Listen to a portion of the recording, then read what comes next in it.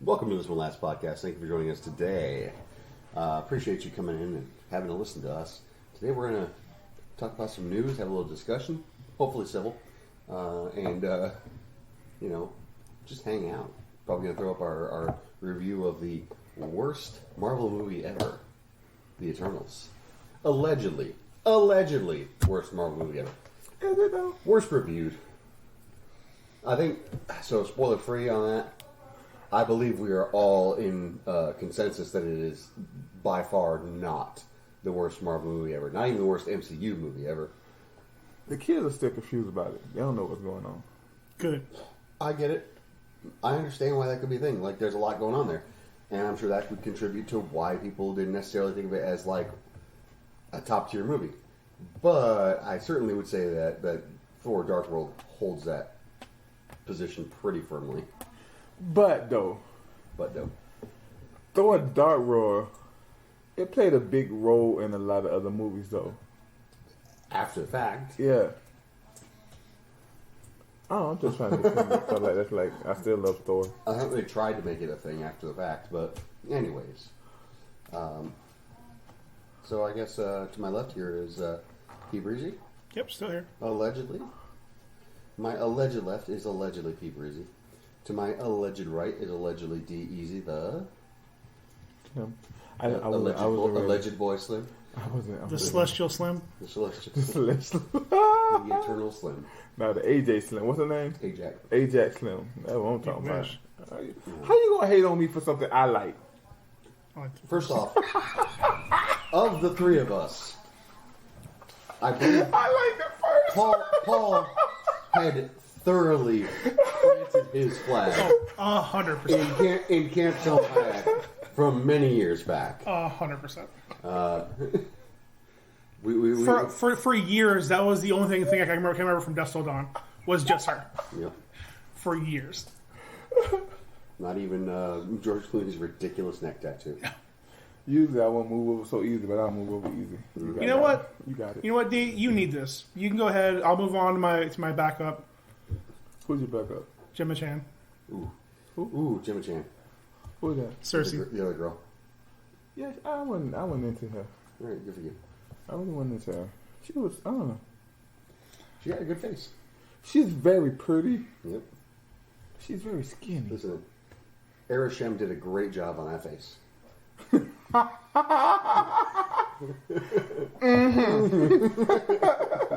Hey, you got some more of them Cerseis right there? Yep. Just a whole mess of Ajax. Let me get one of them Cerseis. Give me 2 Cerseis and about 4 Ajax. A couple of Ajax. I'll take Athena. Get some fast subs for the downloads. There you go. Hey, Lena, we got you. And ATL. and some Icarus for the up highs. But I'm gonna tell you who my favorite. Okay, we'll talk about it later. So, kicking off some news. Allegedly, in some odd news, Frank Gore is beginning his boxing career on December the 18th of 2021 against former NBA player Deron Williams. The fight will be on Showtime pay-per-view. As of this announcement, there are no details on Williams' memorial. So let me just give some background for How people bad that do don't. you get? These people don't know who they are. Frank Gore is a running back that got his start down at the University of Miami. Then he went to he played 3 years at the University of Miami. Or did he play 4? I think it was just 3. I think it was just 3. Yeah, and then he went and played 1,716 and 65 leagues and years in the NFL. That boy played in the NFL forever. Matter of fact, he retired. Then he went to another team after he retired. Then he retired again and went to another team. So he was like really good running back. And Deron Williams is a point guard from. He's got to start with, as far as I can go back, is with the Jazz. He was balling with number 8 as the Jazz. Then he got traded to the Nets, and he had a couple years at the Nets. Then he just like, whatever, I quit. While in the middle of the game, like just at the free throw line, I'm done. Well, Can't really do that in the middle of a boxing match. Well, I mean, you can, but okay, so Deron's what he has over Gore is purely his height and length. That's 6'3". He's 6'3". Gore's only 5'9". He's got the reach. He's got the height.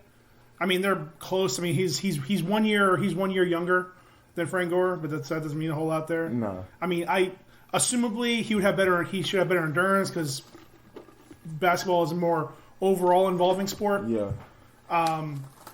That being said, everyone's got a plan until you get punched in the face. It's true. What is the Famous quote. Because this is the guy that he's looking at. I mean, this just that boy born to be a goon. Frank Gore born to be a goon. I thought he was a goon, bro. I thought the NFL was just his cover. He's got a pile of bodies nobody knows about. The FBI like, but he in the NFL though. Now he's making it official. He's gonna be a goon. Listen, I'm gonna give it to Frank Gore for 3 reasons. First off, he's from the U. Second off, he's Frank Gore. Third off, he look like his hands. You should see his thighs. His thighs. Oh, I wouldn't mind seeing his thighs. Now, is this MMA or boxing? Boxing. Ooh, there was NBA. Wow, it was MMA. Your boy Williams wouldn't even make it. Yeah. Oh, 100%. Yeah, that's why I say that's why Williams has a chance. Like he's got the reach, so like he could do it where like Gore just couldn't get close enough. That being said, I think news about this started back in September. So like I don't know how long you guys have been training. I mean, up until last year, Gore was still in the league. I don't know what Williams has been doing the last couple of years. But this right here goes to the greater conversation that we were having when Lamar Odom fought that one dude, and we were like, I was like, I'd like to see more athletes or more celebrities do stuff like this. Get the ass whooped? Yeah. I mean, if that's what they want, maybe they win. Tell me you wouldn't want to see Will and Jada right now in the match. Like together? Against each other. I mean... No. I don't know. Right? I don't know. It might be interesting. I feel like Jada would just win that match. I mean, I wouldn't mind. Facts. Entanglement. Now, You have him entangled, that's right. now, I wouldn't mind seeing Jada versus Megan Thee Stallion. Ooh. Megan throw some hands. Like, if she ain't slapping, she balling that fist up. I want to see Megan Thee Stallion versus the Barb's girl. What's her name? Nicki Minaj. Now that's a fight. Island Girl versus Houston. Megan Thee Stallion versus Nicki Minaj? Somebody would have to get a bucket in their mom. That'd be a good rap battle and a good boxing match. Man, I feel like... Tom Cruise versus Leonardo DiCaprio. Ooh, there you go. Tom's got, I mean, okay, so Leo's got the reach in the age, but Tom has assassins that will blackmail Leo DiCaprio before the fight so he won't show up. Tom has been doing his own stunts for the past 50 years. Ooh. Yeah, in an actual fight, I think Tom would take it. Yeah. What about Tom's a fucking psycho. Yeah. What about Jackie Chan now? I've been loving Katie Holmes! Jumping on the couch. What about Jackie Chan now, like old Jackie versus Tom Cruise? Yeah, I'd still probably give it to Jackie. Yeah, Jackie actually knows how to fight. Yeah. Like Tom is physical, and he's younger, but Jackie like actually knows like how to move and do stuff. I mean, granted, even though he started in the in the opera scene, he's learned the moves. He knows what to do. Like, He started in opera. Yeah, most of them do. I know he had amazing voices, but I didn't know it. I thought his pipes was amazing, but I didn't know. The Chinese opera is much different. You heard much it here different. first. D loves Jackie's pipe. Okay, so you ever watch those? You ever watch those old ass kung fu movies? And they're like, they're fighting, and almost looks more like dancing because they're not really like trying to hit each other. They're just like going through these exaggerated movements and motions. No, I had to turn the sound off. My mom would make us turn the fight. I didn't say did you hear it? Did you watch it? Yeah. Yes, that's because that was the old kung fu, like pre Bruce Lee. That's all it was. Before Bruce Lee, before like he brought in like the visceral part of it, it was all just it was more dancing than it was fighting. Yeah, because he then said in the as he started amping up the action, people started wanting to go faster and faster. Then the actual martial artists had to get involved in the choreography. Yep. He was saying in an interview his fighting style is more like a dancing style, so that's what he meant. Hmm? Okay, that makes sense. Well, yeah, because everything he's doing, all these using the environment and the exaggerated motions, where he's like throwing his whole body, over back and forth. Like, yeah, that's from his opera days. That's pretty cool. And visually, it's more fun to watch. Yep. It'd be a lot more cool if they did Rush Hour. What, 5? Or 4? 4, I think. Come on with it. You made an opera of Rush Hour 3 or 4? I don't care if we dancing. Just do it. Oh man, you know what? Don't do it then. You know what 5 we need? Do you understand the words coming out of my mouth? No one understands the words coming out of your mouth. Lethal Weapon. Bro, don't talk to me like that. Don't talk, because they did the Lethal Weapon show and I watched every episode. Every episode. Ugh. That's rough. Yeah, Both rigs? Yeah. Well, it was only one Riggs, and then it was like a Riggs number 2, but he wasn't named Riggs. He's basically Riggs. But your boy did a good job playing that role, though. I didn't think he could do it. Was it Michael Scott, whatever? Sean William Scott. Sean William Scott. I was just going to assume Scott Conn if it was on TV. That's where he lives now. So Sean William Scott did a really good job. He's a really, really, really underrated actor. Yeah. he's got his moments. He excels in the goofy, but yeah, I've seen a few things. Yes. What 2 comedians would y'all want to see in the ring against each other?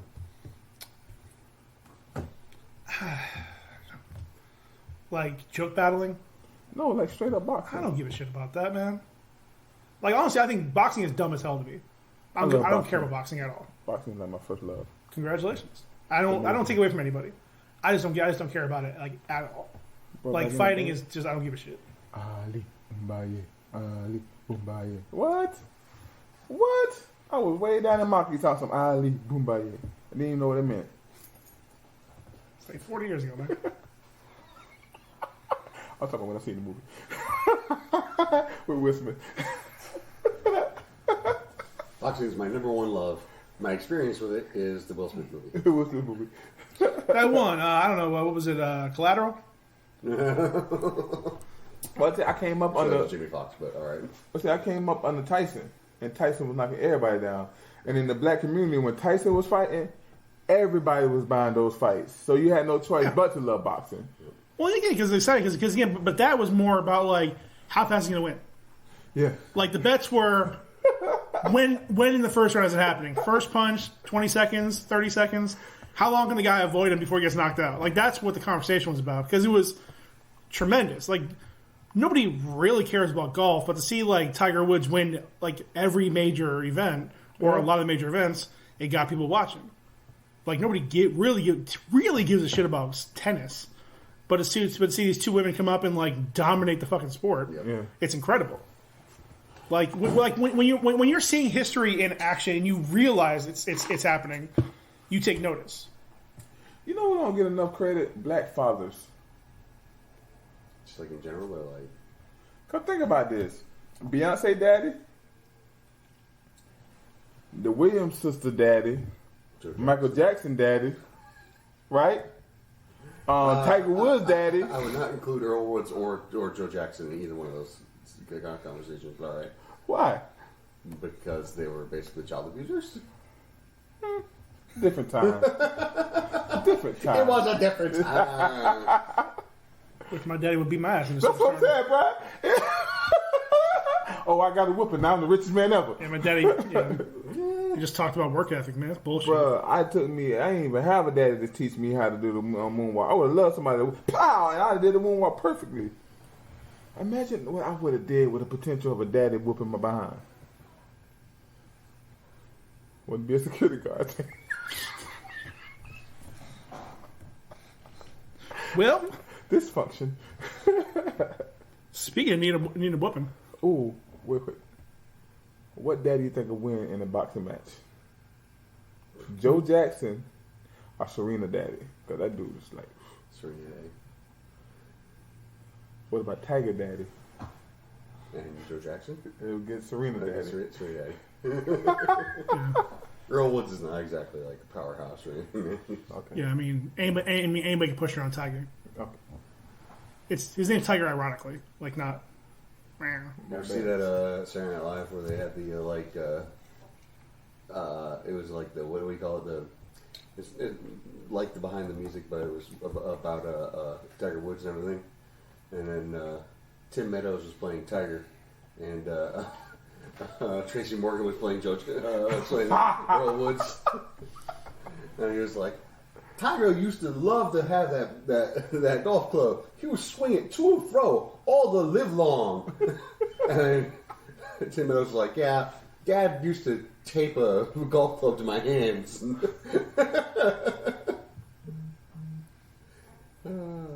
This crazy look in his eye. We was over here Saturday.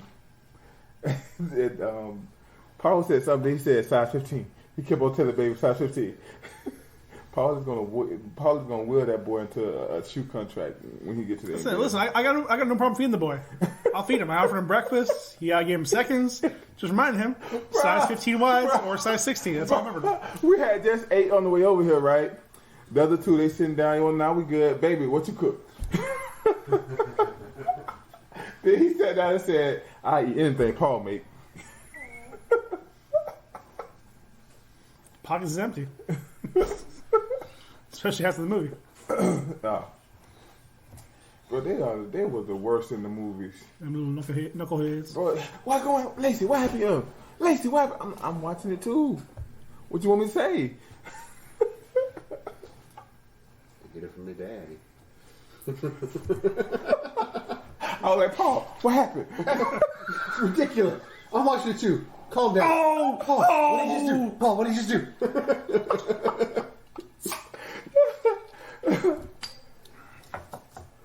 Continue, Ray. So, Paul, you were talking about people who need a beatdown, right? Yeah. Well, one person who needs a beatdown is one Mark Vincent Diesel St. Clair. Because This boy talking mad shit. those of you who have not paid attention, The Rock has thoroughly distanced himself from the Fast and Furious franchise for reasons not explicitly stated, but very clearly outlined. Them niggas didn't like each other. It goes back to the whole contract thing that they had, where like they each had to take equal beatings. Like Fast and Furious 5 or 6, where like Vin Diesel beats The Rock in a fist fight. Doesn't fucking happen in real life. All right. Yeah. Like, doesn't fucking happen in real life. But very famously, The Rock took to Twitter talking about some of my female co-stars in the Fast and Furious all conducted themselves with very, very professional. But my male co-stars were very unprofessional, and this and that and the other. Basically, he's pretty much calling out, if nothing else, probably Tyrese for Well, their of course, fate. he's calling out Tyrese. Yeah, but also They call each other out, Diesel. period. Yeah. So recently, Vin Diesel took to Instagram. It was a plea for Dwayne "The Rock" Johnson to return to the franchise. Plea in quotes. Let's be clear about that, because it was very antagonistic. Absolutely. So he's going to do it in his best Mark Sinclair accent. Okay, no, you're not your best. Let's do one people can understand. Second best. My little brother Dwayne, the time has come. The world awaits the finale of the Fast 10. As you know, my children refer to you as Uncle Dwayne in my house and their family. There's not a holiday that goes by that they don't send you well wishes. But the time has come. Legacy awaits. I told you years ago that I was going to fulfill my promise to Pablo. One might assume that is... It's weird how he used Pablo for Paul Walker. But Yeah. literally never called him that in any interview. Kind of low to use Paul. I That's kind of low. swore that we will reach and manifest the best Fast in the finale, that is 10. I say this out of love, but you must show up. Do not leave the franchise idle. You have a very important role to play. Hobbs can't be played by no other. I hope that you rise to the occasion and fulfill your destiny. The longer it went on, the more it became a Stallone accent. A little bit.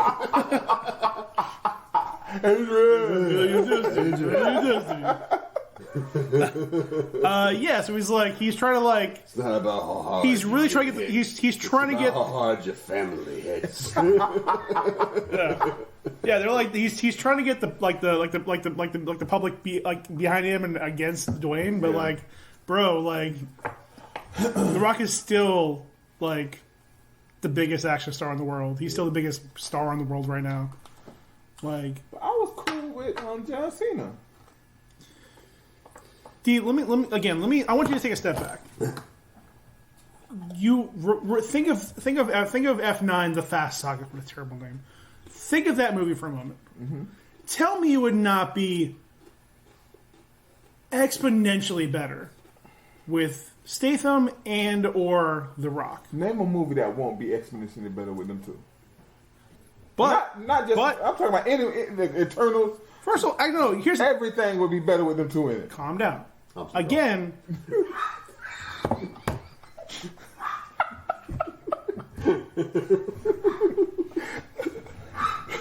But again, that franchise evolved because of The Rock. Before he got there, it was just like a crime series. Yeah. It was a bunch of heists. They elevated it to being a fucking action adventure spy series because of The Rock. No, I'm gonna say this. Do I want The Rock in it? Yes. But it was good without him, though. I ain't saying that it wouldn't have been better with him. I strongly disagree with you. Yeah. I accept that that's your view. I'm not here to change it. But the biggest problem in that whole franchise is ego, and the guy with the biggest ego is also a producer. Yeah. So that's what's standing in their way of it being a great franchise, of maintaining a great franchise to the end. Like, I think this last one was probably the most divisive one they've had. Like, granted, there are some people that love it. Fantastic. I'm happy for you. The rest of us, it fell short. They wasted a lot of characters. When you put Ludacris and Tyrese in space, I'm good. That was amazing. Didn't make no sense how they got there. Didn't make no sense how they got home. Nothing in that movie made sense, bro. I know, and that's what I liked about it, bro. I'm tired of these movies sticking to physics. Sometimes you gotta say physics, man. F with you. This is my movie. But here's the thing. I will accept the space car. Those motherfucking magic magnets? Those magical magnets pulling a car through a building? But it was cool, though. Was it, though? Yes. More importantly, I don't mind the magic magnets pulling cars through the building, but somehow the magnets just repelling cars? that was crazy, too. That was stupid as fuck. That's how magnets work. Sometimes you gotta tell gravity. Even ICP knows. Don't mind your business. It's not gravity, it's the forces of magnetism. Listen, regardless, not that they need The Rock. Clearly, they'll do whatever they want anyways. No, I want The Rock in there. Because really, at this point, honestly, what I want for the last two movies, I want it to be like a more douchebag version of the Expendables. I just want 20 different fucking people in there that are recognizable from other franchises. I want them. Bring back Hobbs, bring back Shaw, bring back the sister, bring in the brother, bring in Roman Reigns, bring in Ryan Reynolds, bring back Mr. Nobody, bring back everybody, man. Fuck it. Let's fucking do this shit. They need to bring, it too, man. Blade, what's his name? Both Blades, Michelle Ali and Wesley Snipes. Bring them both Bring in in there. Wesley, fuck it, man. Hell, bring back Johnny Tran. Fuck it, man. Bring in the cast from Coming to America. I don't give a fuck at this point. Just bring everybody in. Part 1 and 2. Who's left?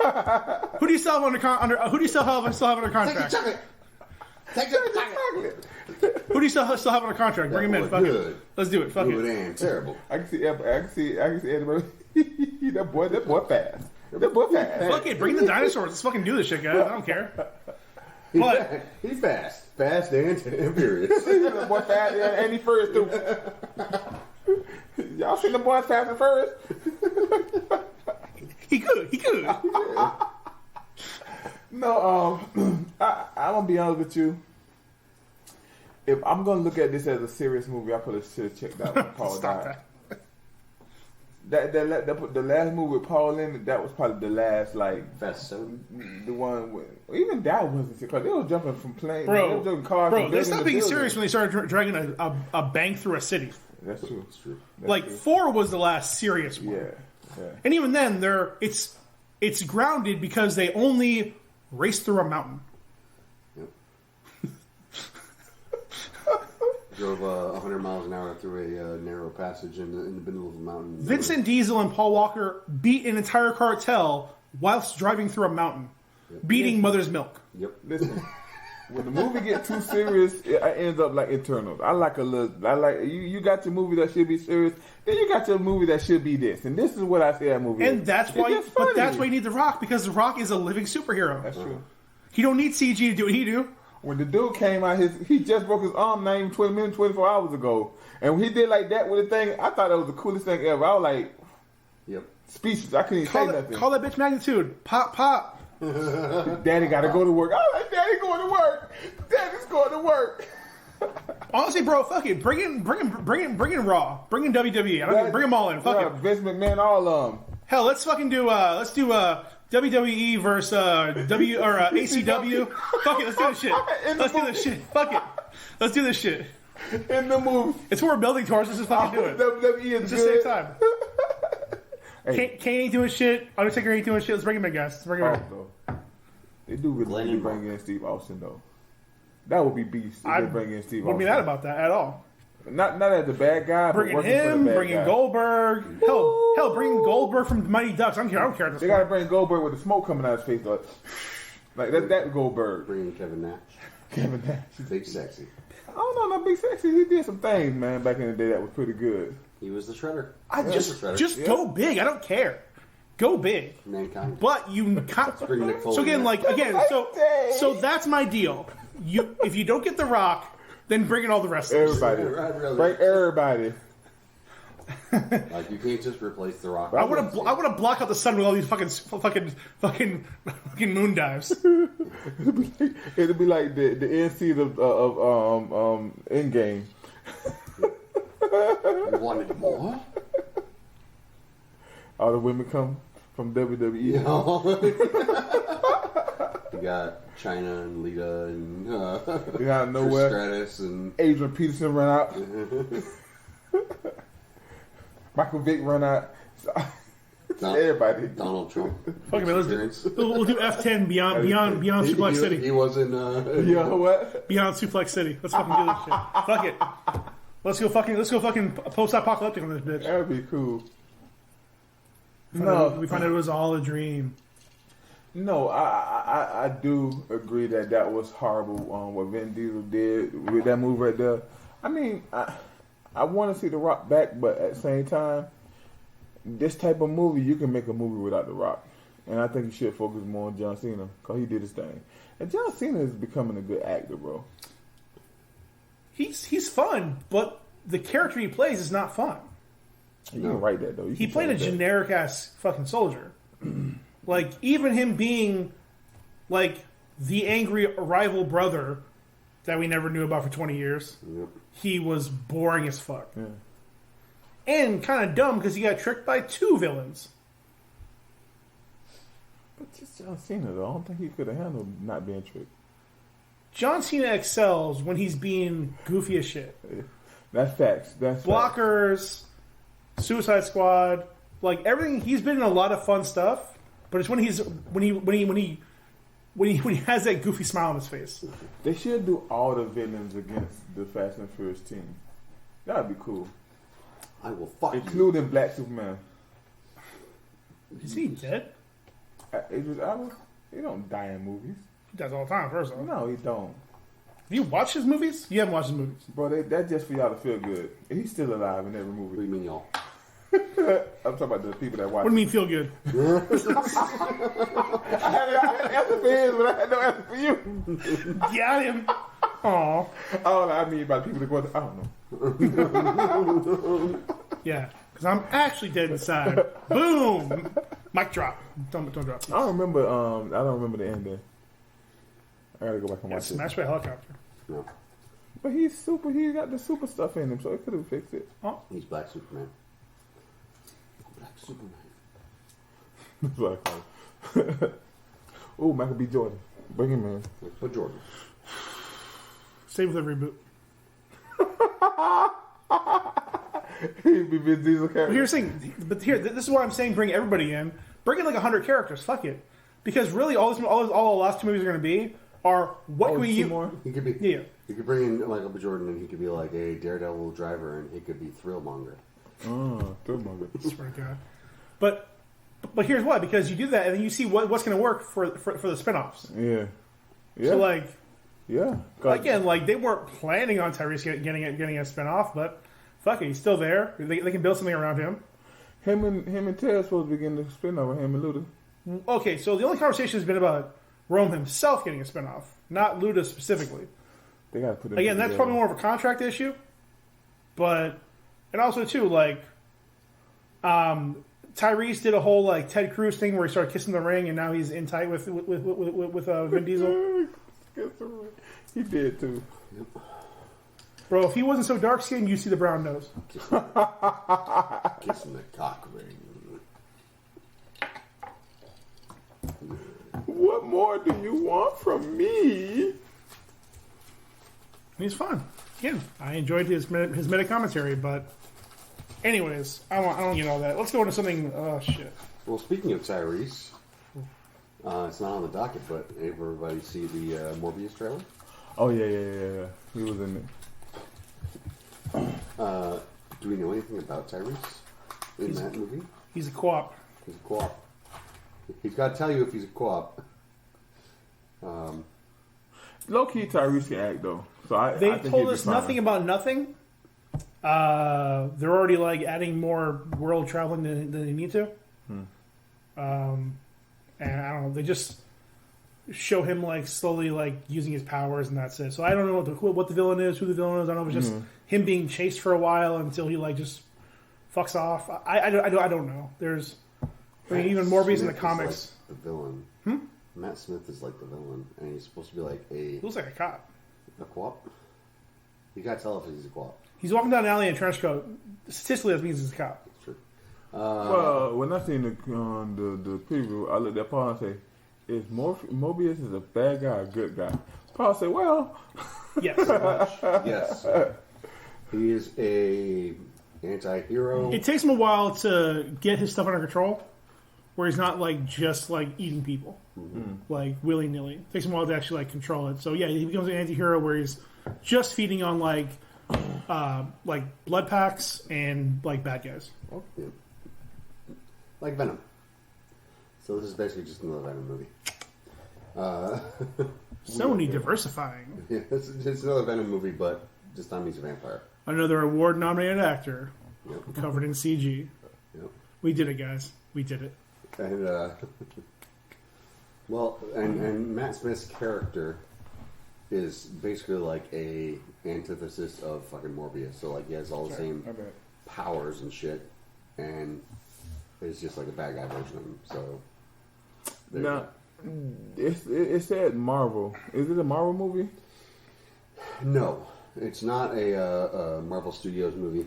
Allegedly, and this is very, very much up for grabs right now, it does not take place in the MCU, but nobody knows exactly what's going on at this point. Not Far From Home, but No Way Home is going to probably throw a big old pole into the spokes, rather. As far as like what continuity is, where all this stuff takes place, what's going on. I mean, you already saw it with the end credit scene of Let There Be Carnage. You remember? You see that? No, I didn't see the Venom yet. Spoilers. Yeah, okay. Okay, so after the movie, the post-credit scene is Eddie Brock with the Venom symbiote chilling in a shitty hotel, and they're talking about the Venom basically is like, I'm going to show you all the things that I've seen in my travels as a hive mind being with thousands of different experiences, millions of different experiences. It would blow your tiny little mind. So I'll show you just a fraction of them, and then things get all weird and kind of glitchy and kind of like Into the Spider-Verse glitchy.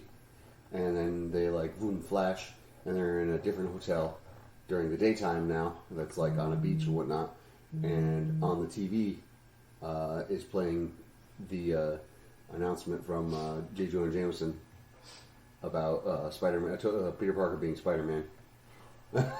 Nice. Yes, and then he goes up to the screen as Venom. And he's like, that guy, and then he just like licks the screen, like you would if you see Tom Holland. And then this like somebody like in the hotel is like, hey, what are you doing? And some guy just like coming out of his shower or whatever, and he's wrapped in a towel and whatnot. And it goes back, and it's back to being your boy. The character. Bane. Yeah. Eddie Brock is in his normal form, and he's like, I don't know. And then it cuts. So basically, somehow they have been transported into the MCU proper. Oh, okay. So what's going to happen in No Way Home? Who knows? I think it's setting up for Venom vs. Spider-Man. I don't think it's really setting up for No Way Home. Look like it's going to be a busy movie. I think they're. The question is, how's it going to happen? And more or less, they've already kind of said that it's probably not going to happen in No Way Home. Mm-hmm. It might happen in the next Venom movie. But it's probably going to resolve by putting Spider-Man back into the Sony verse. I mean, the agreement is over after this movie, right? My understanding was one more like group movie, like Avengers style movie. 5. Mm-hmm. That was my understanding, but again, like they can do whatever they want. So like Sony's feeling pretty cocky right now, so they're just trying to set up their own universe. So I mean, you really don't need them in the MCU.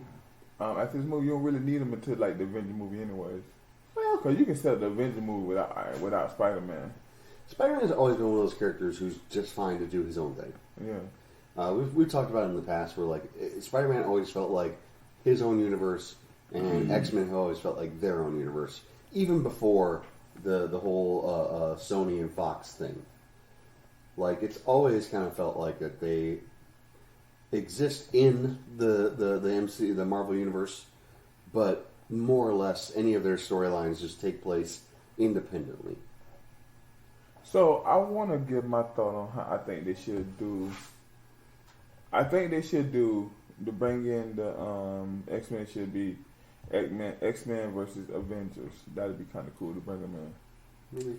let's hold off this conversation until after Eternal. Yeah, I was definitely saying it. I would so that's why I didn't bring it up. That's why, cause like who unites them is in Eternals. All right. So, last item in the actual news docket. Recently, Astroworld Fest. Fans had broken down fences to get in and created a crowd surge that left between the ages of 14 to 20. So I'm not sure how that got deleted. Sorry. Yeah. 8 people were killed. Yes. Between the ages of 14 and 27. During a crowd surge. Basically, they rushed and they pushed and people got trampled. Yeah.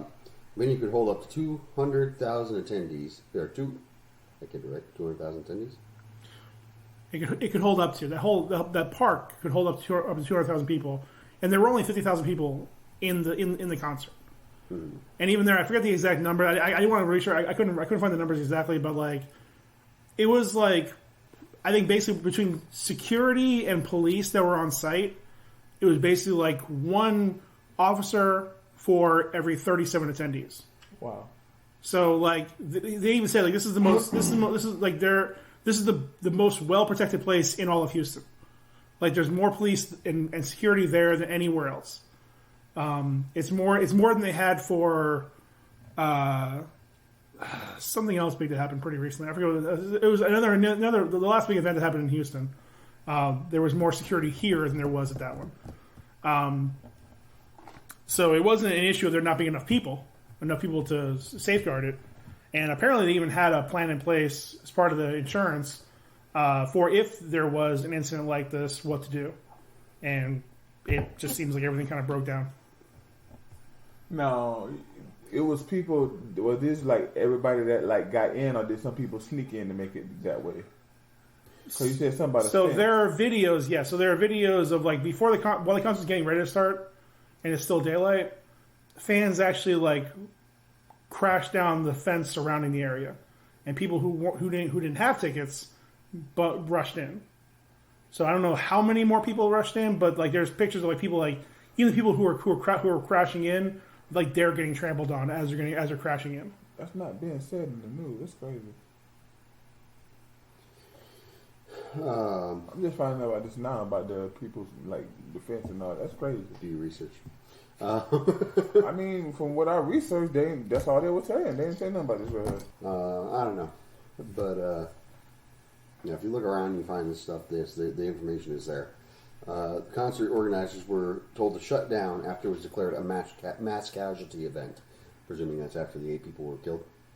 After they started to realize it was real, because there's I mean, I'm sure everybody at this point has seen the famous video of the people that climb in the one of the trailers to tell the cameraman that there are people dead, and they just didn't believe him off the bat. Well, it was also like the crowd was cheering help, and they said they wouldn't stop it. But Scott continued to perform for at least 40 minutes after that. Travis Scott has a history of telling fans at his shows to rush the stage and ignore security and rage.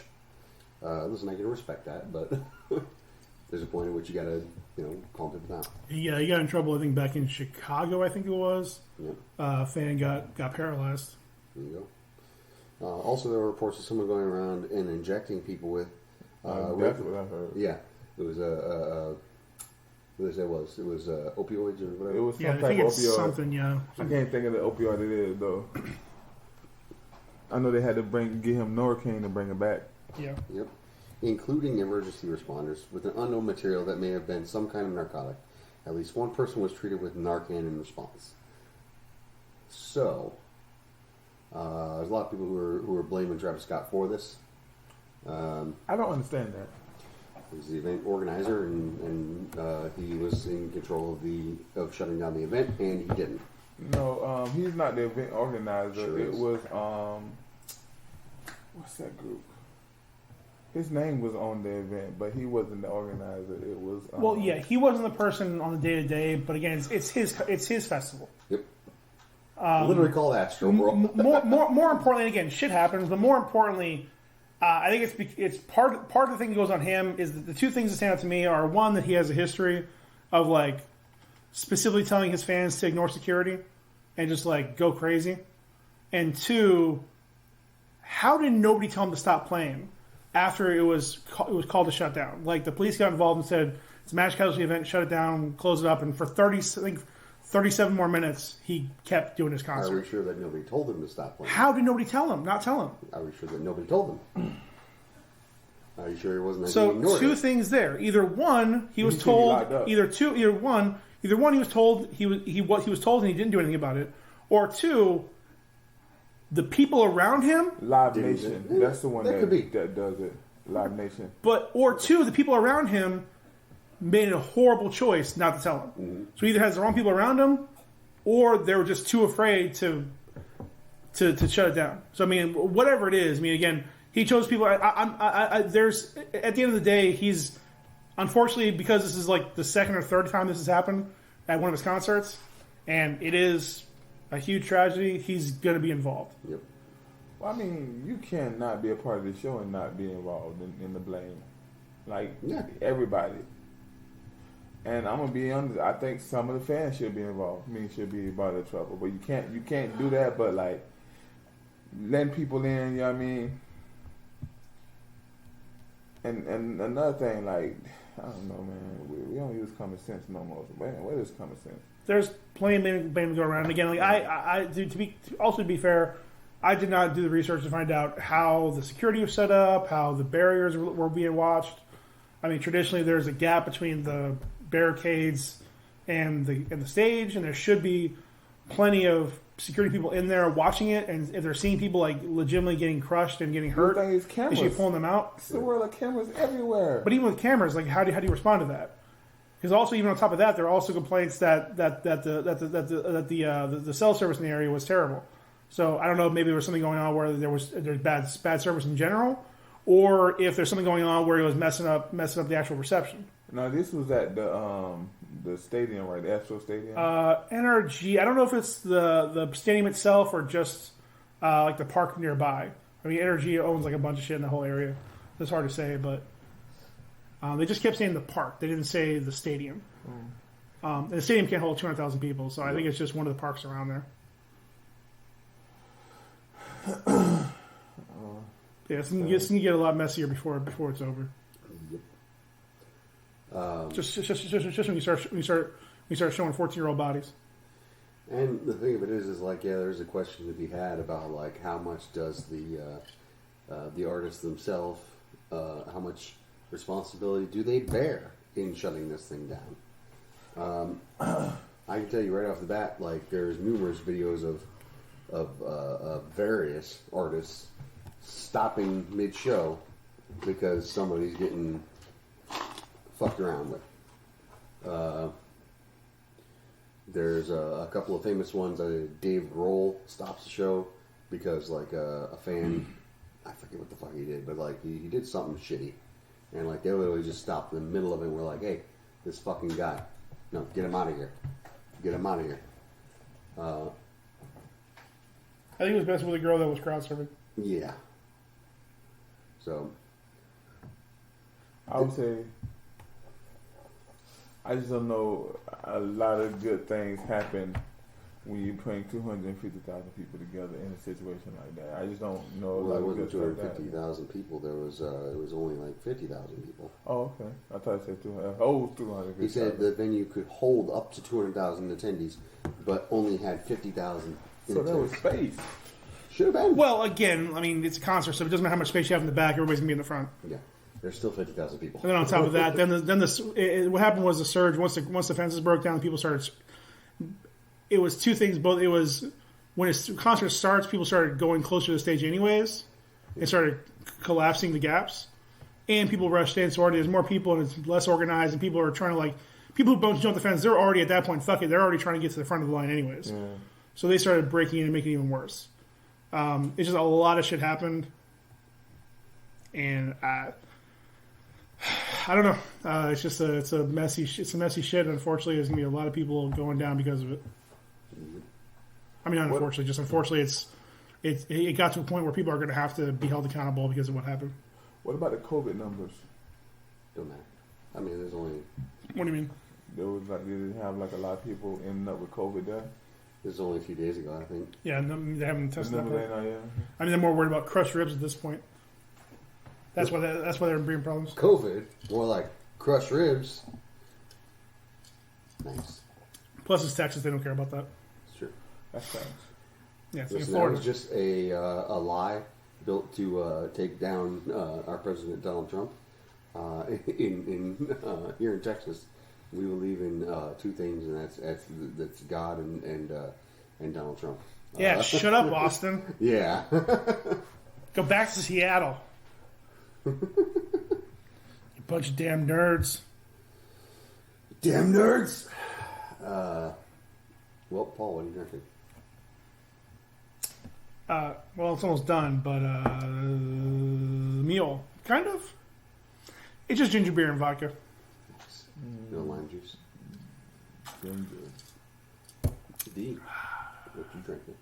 So we had lunch. We had dinner at Firehouse Subs, and I found their machine had every soda option in diet, and they had mellow yellow, and they had like 7 different type of mellow yellow. Watermelon, peach, blueberry, all these different types. I just got the regular because I was just scared to try something new. So D got himself the Coca-Cola version of Mountain Dew in diet. It was amazing. Ryan, what are you drinking? Ryan, what are you drinking? I'm drinking a Kentucky Bourbon Barrel strawberry ale. A nice low carb strawberry ale. Strawberry. It's the Kentucky Bourbon Barrel line of beers, and this one is the strawberry version, and it's actually quite nice. it really you can get a lot of strawberry flavor out of it. It's interesting because, like, I think, however they incorporated strawberry into it, it blends very well with the very malt forward flavor of the traditional Kentucky Bourbon Barrel Ale. So, recommend. Nice. Sounds delicious. It is quite.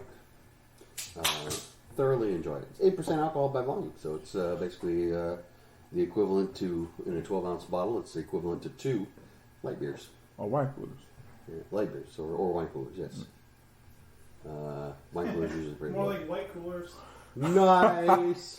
Wait. Sick burn. D. Yeah. Do you need some ointment? Huh? Do you need some ointment? A little bit. That burn. Sorry, the mics don't work that well. My burn was more like white coolers. Boing, boing, boing. And we boing. all said it. loved how brilliant I am. Point. Speaking of Or not white coolers. strong, Not sure. okay, so this movie is very hard to discuss for me. It's very hard for me to get into this movie. Main topic. Well, the show's moving by fast. Yeah. Not 9 o'clock yet. I think we just started. We started. Oh, okay.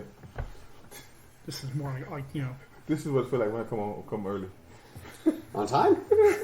So, I just Eternals like is a very hard movie for me to discuss because, despite me having a lot of things to complain about, I still enjoyed it. How many times did you watch it? 3.5. 3.5. Yes, I saw it with Ryan, and then I saw it with DeLacy, and halfway through I had to leave because his kid's bunch of knuckleheads. Knuckleheads. Then I saw him with him again the next day Terrible knucklehead. with the knuckleheads, and then went the next day with Kevin. Oh, you. So my quantity was not. It was more about me being on vacation than it was about wanting to see it 4 times. It was like I got nothing else to do. Fuck it, I'll go to the movies. I like popcorn. Let's go. I can attest, Paul does like popcorn. And nachos. So it's visually a beautiful movie, shot very well. I know there's a lot of criticism about the acting. I enjoyed most of it. I think for what they're supposed to be doing, it makes sense how some of them are a little bit more flat necessarily than the other ones are. My issues with the movie are structural.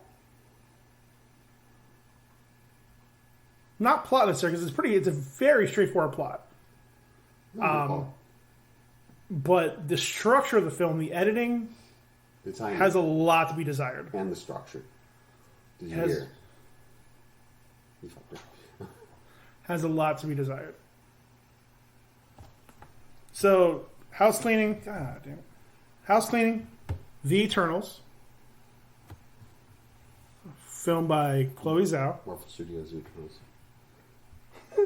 Swear to God. Technical. Budget, $200 million. Opening weekend, it opened across the world, same weekend. Domestic, $71 million. Wow. Actually did better than Shang-Chi. I think that's half for you. And worldwide total was right about $162 million. So 300 million, over 300 plus? No, total, counting all of it. Okay. I only said domestic first because it's a smaller number. Oh, you said 71. 71 domestic. Total, including domestic, was 162. I thought you said 171. I'm sorry. No, God, no. Not in COVID. Even with me seeing it 4 times. And me twice. Once and a half. What's it? Hey, I They paid still, twice. they still got to take a I paid twice. So, I mean, right off the bat, like the big news about this film, just before it was released, was about the critical response. Critics were fucking dunking on this film. Yeah. Vicious. Like, I think it ended up, by the time I wrote these numbers down, it had a 48% rating from the critics. Nobody liked it. And the audience score was 81, which again is not great for a Marvel movie. Still better than a lot of other movies. I'm done with critics, man. I don't pay attention to critics no more, bro.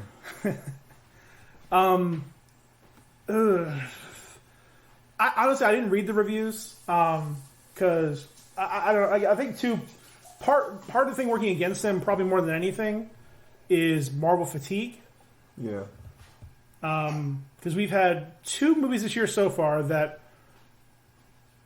very heavily followed the Marvel formula.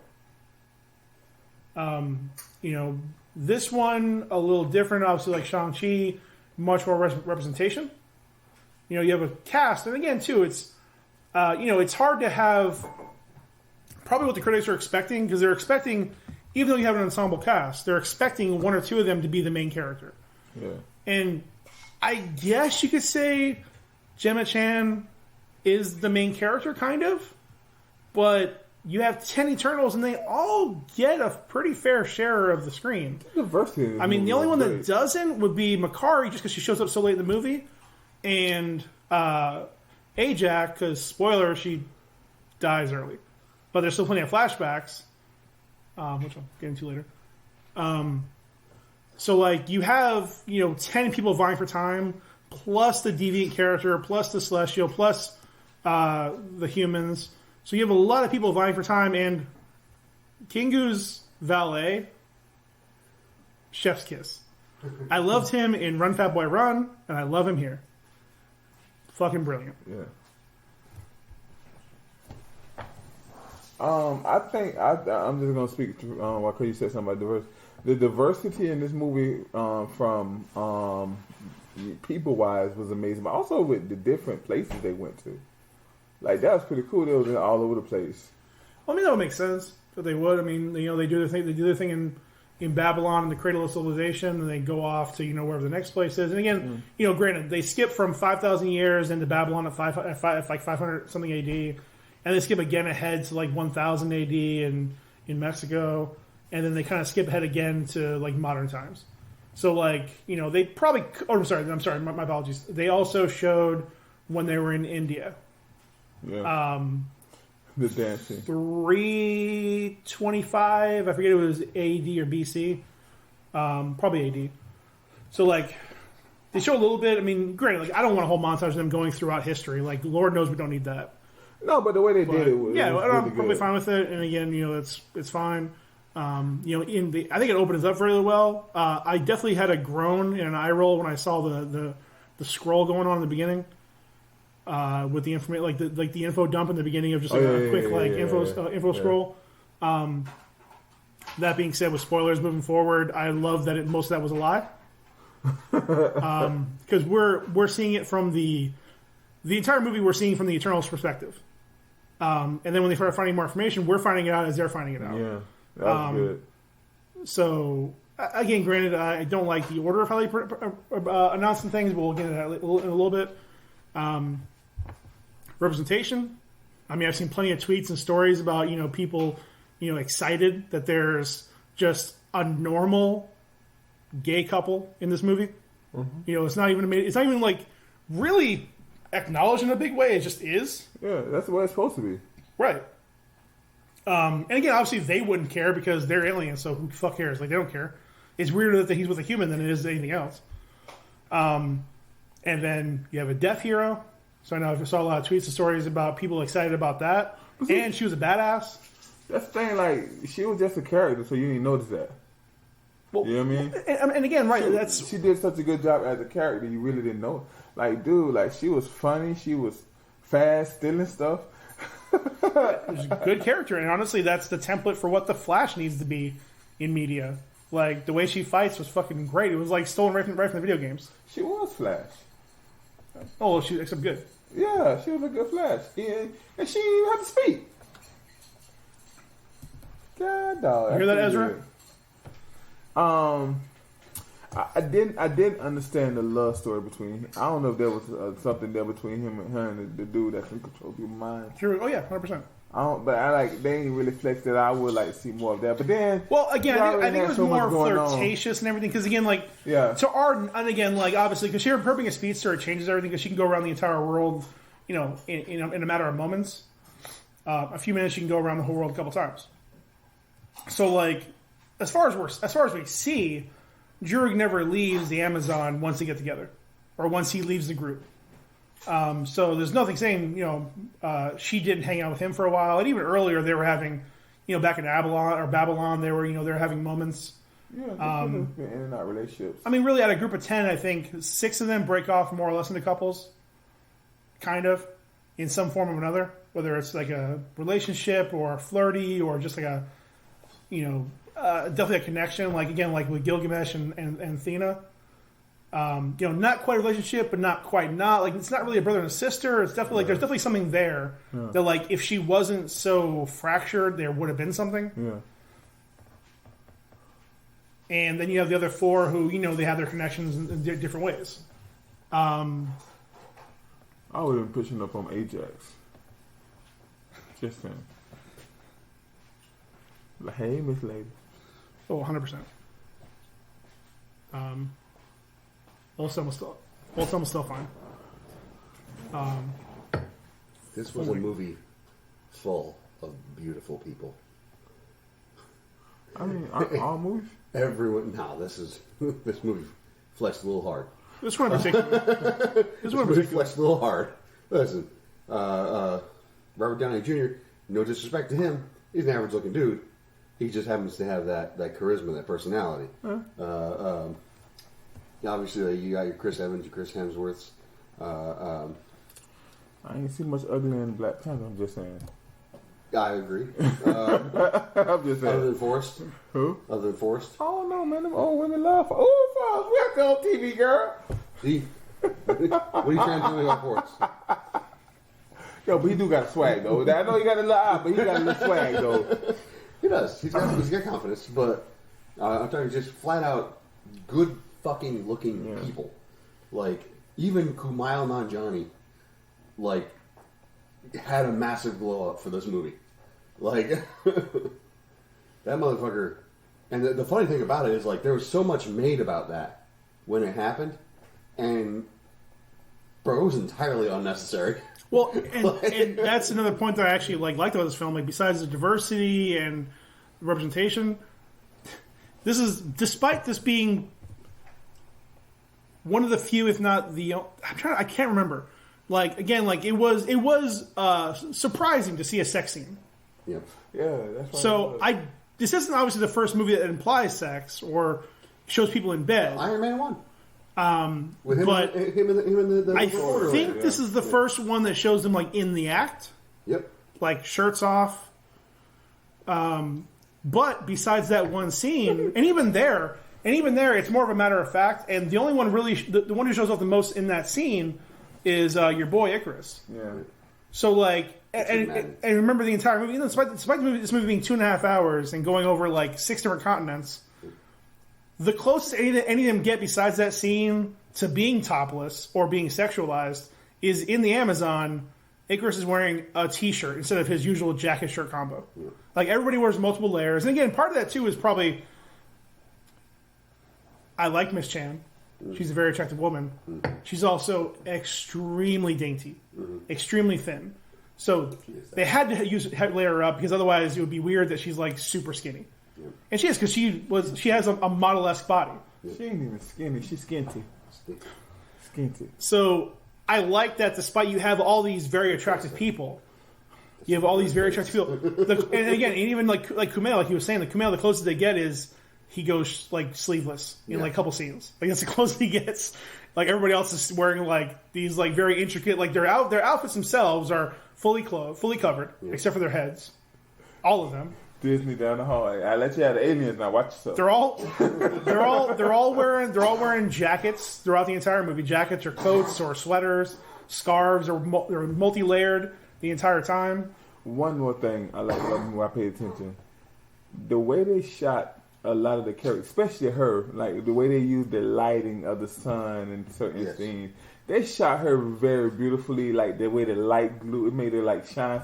That point when he was going up to her, leading into the whole marriage scene when they was like in the fields and everything, like the way the sun was coming down on her was a beautiful, like it was beautiful, bro. It's a really good line too, where he's like confessing his love. I'm yours if you'll have me. If you have. Yeah. That's giving her too much power, man. Like, But also, he ain't worried because again, he's the strongest yes, one Richard, there. man, I will have you. Was he? Yeah. Okay. I mean, Gilgamesh was had the most strength, but Icarus was the cheater, and he had more abilities than everybody else. I thought Icarus was the strongest. No, Gilgamesh. Gilgamesh was the physically he had the hardest punch. Yeah. But that's all he had. Icarus was the fucking cheat code. He could fly, strength, Indestructible. Well, I mean, All of them. I don't think he was any more indestructible than the rest of them. That's true. Than Gilgamesh, at least, because he still had to get healed in that first fight. Mm-hmm. Laser vision, he had a bunch of abilities that where everybody else only had one. Yep.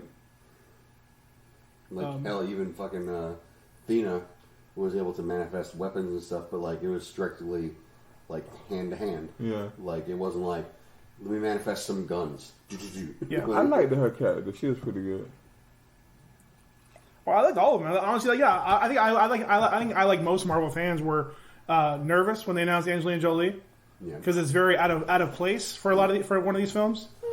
Because again, she's been a very particular person both in movies and in the public for the last 10 to 15 years. But how hard was it to play Athena though? Really, it wasn't that hard. But it's just action, and that's what she's been. She's doing in the movie what she's been doing in every other movie. But I don't think that it was necessarily that it was hard to play Athena. It's that's how they chose to play her because of Angelina Jolie's star power and this being this massive thing that she is in the real world, where she's just one of the biggest definitions of celebrity that you have her play a very low-key character. I love that. That's what I loved about it. She was low-key. Mm-hmm. Kind of low. Did you notice the entire time, outside of the one scene where she's crying, she's just smiling the entire movie? Mm-hmm. It was weird. It was creepy. It was creepy. I noticed that too. Don't get me wrong, I loved it when she's just She's a battle staring. angel. She should be smiling all the time. Don't get me wrong, I loved when she was staring down the valet. She was great. Yeah, I enjoyed all of them. I loved Gilgamesh. I don't know, the mind control dude. I ain't really too much dig him. Listen. Well, again, he also wasn't given a lot to do, and he think about this too. How would you be as a person if your ability was to control people? Yep. Already that's fucking with you because your ability is relying on other people. You could. Well, and the thing of it is you can literally end any conflict like that. Yeah, but when you come here what your job is. You know what I mean? What's his job? What's the things, them things. That's what they came to fight them things. Right, but he can't fight them. Yeah. Why he can't control them. This made no sense. Why did he get there? Because they're supposed to be able to influence people. Right? Yes, he's there to influence the humans. So if the deviants show up and the people are all screaming and fleeing for their lives and flying, he can just go over in the corner right now. Yeah, that's why in the first scene you don't see. You wouldn't have had to see Eternal twice if you had that power. That's why in the first scene. That's why in the first scene you don't have half the team fighting because they're support characters. One's a healer. One can turn shit into other shit. One can make pictures. No, the little girl, she made sense. Especially when you see that scene where it was in London and the thing came out and they fought in London, how she just made the illusions and stuff like that and made them disappear. Oh, I'm not saying it's not useful, but also it won't work on the same one. I'm saying the mind dude was useless. I'm saying that. Who? The mind dude. He was useless. But again, their goal wasn't to kill deviants. Their goal was to grow humanity. So if it got to a point where they had to do things. Yeah, don't get me wrong. If it was an issue where humanity wasn't growing like they're supposed to, they were supposed to grow humanity. Yep.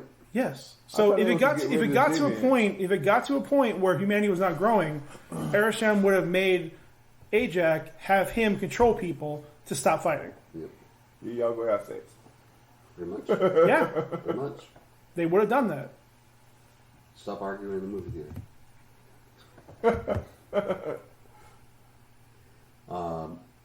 Yeah. I certainly... This is not my favorite Marvel movie. Might not even be my top 50%. It might be in my top 75%. It's certainly not the worst. It's got a lot of flaws. But the performances were all good. It seemed like it had a direction. even though it was kind of oddly directionless in the way that they presented it.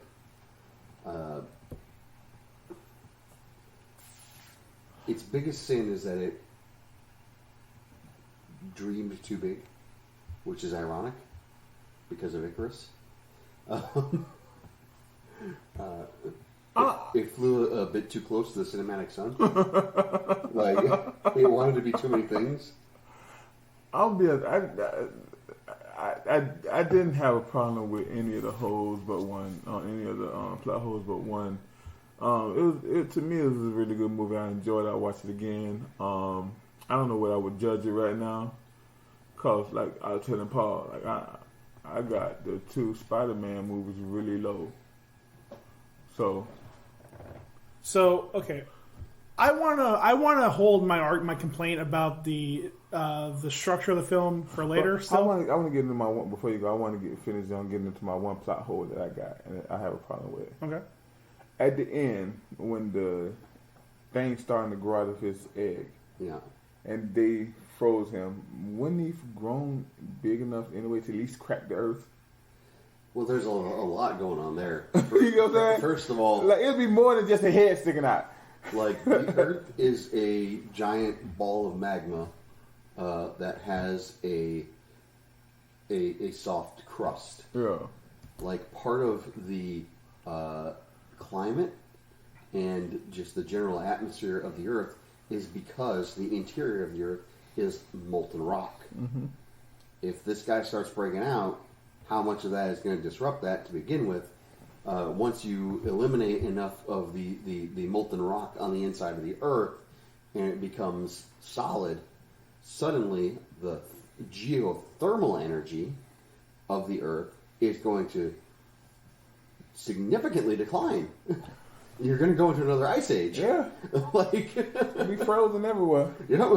That's my only thing is that right there. And I ain't even talking about how deep as he went to the thermal and all that. Well, I'm just saying I would think something that would have cracked. How much of it could have been broken? Yeah. Like, how much of your surface is now fucked up? Yeah. I'm fortunate that's your only complaint with this movie. Huh? Be fortunate that's your only complaint with this movie. That's be fortunate. I can look past the other stuff. Dude, I ain't saying that ain't other stuff bad. I got a whole list of shit that's frustrating me, this whole movie. I mean, again, I don't even want to get into the actual structure of the film yet. How the editing is totally out of place. Scenes are in the wrong order. Everything just fucks it up all there. Just looking at the actual people. So again, full spoilers.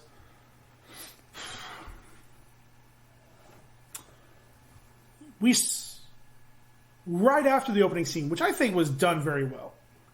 You do the title scroll. This is what deviants are. This is what the Eternals are. This is what Celestials are. We're on Earth.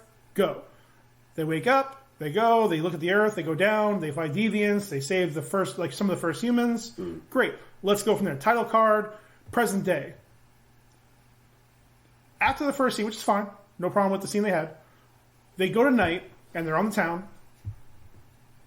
They're under a bridge, see a homeless guy and a dog, and a deviant pops head out of the water and then leaves. Okay, that's kind of weird. Whatever. Leave and go. Kind of weird that, they hit him about eating the human or the dog. They go again, then they're talking. Didn't they say that they were starting to, evolve? We haven't got that far yet. The last time we saw deviants, they're attacking humans without discrimination. Then we come back to a couple more scenes, come back, they're walking along the river, and the deviant jumps out and attacks them. So again, as far as we know, deviants are still a problem. That's still a problem they're dealing with. As they're running away, they reveal to us that allegedly they defeated all the deviants 500 years ago. So that happens after we've seen the deviant twice now. Our second time seeing him, and then we're told, oh yeah, we beat them 500 years ago. Why are they here? Well, we didn't fucking know. It's not a big deal to us that he shows up. So that's editing 100%. And there's a scene they show where they actually defeat the last deviants, and they tell us these are the last ones. But that happens like an hour later. But then didn't they say something about they was frozen? They had some. That's a whole different thing. That's a whole different thing. But again, But that's the thing is it starts out by telling us that that they were defeated entirely 500 years ago. Then later on, it shows us that they were defeated 500 years ago when they all break up. And then it shows us that they weren't defeated 500 years ago because there was some in the ice. So, and again... So it should have been more of a... and again, they never explain how they tracked the deviants down. But what I'm saying, they wouldn't have known about them because they would have been frozen. Right. So, and again, I'm fine with that. They're being surprise deviants, that works. Like, that... Them being the surprise deviants makes sense to me. We've gone 500 years without deviants. That's why there's no records of them attacking, because records of a monster killing people 500 years ago. We're like, oh yeah, they're just fucking just some dude with a knife, whatever. Jack the Ripper. Yeah, that shit. Well, they should have made the Loch Ness Monster deviant. Could have. They could have.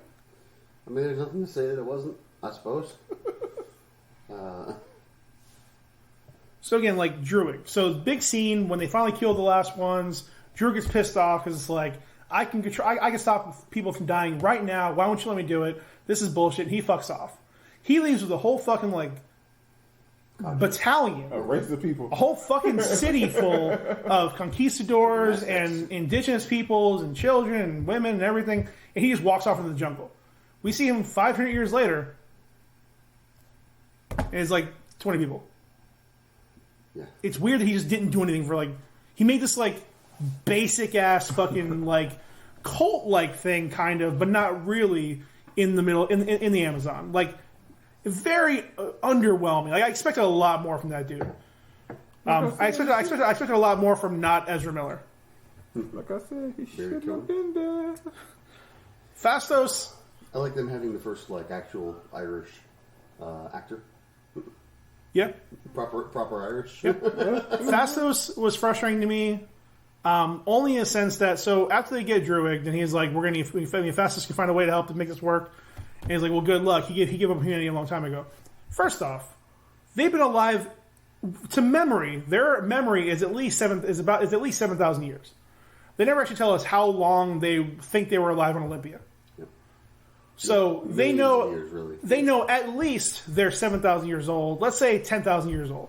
Let's go low. 7,000 years old. No, because he said he hung out with Thor as a baby, and Thor is 15,000 Nope. years old. 1,500. 1,500? Yep. Okay. So again, they're at least 7,000 years old, but let's just say 7,000 for short term. When they defeat the deviants, everybody goes their own separate ways.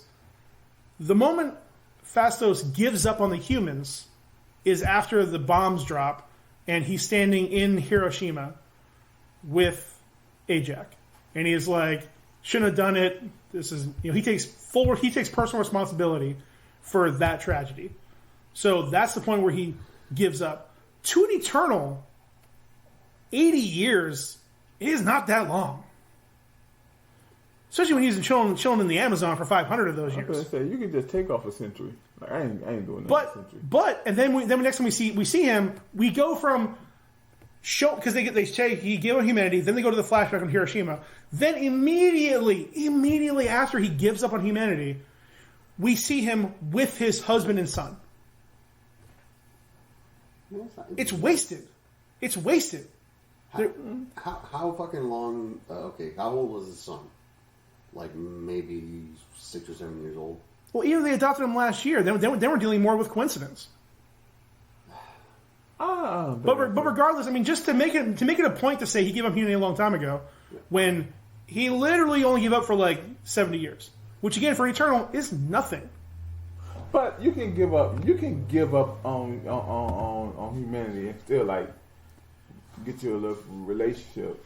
I don't think you being in a relationship means that you believe in humanity. No. You can give Again, up on just humanity and not give Druig's, up on a human. but Druig's explanation of it was silly, saying a long time ago. Because again, we're dealing with that in in a normal human mindset. Yeah, 80 years is a long time.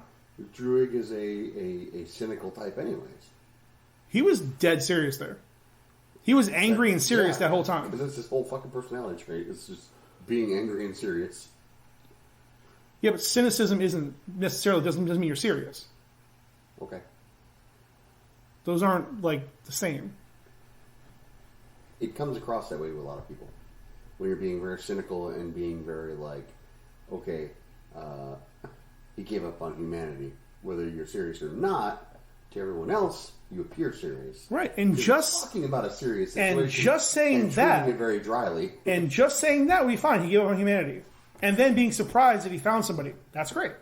Just having the added a long time ago seems silly. And again, I know I'm nitpicking, but again, we're also dealing with these incredibly old beings who we have to have a different mindset of what time means.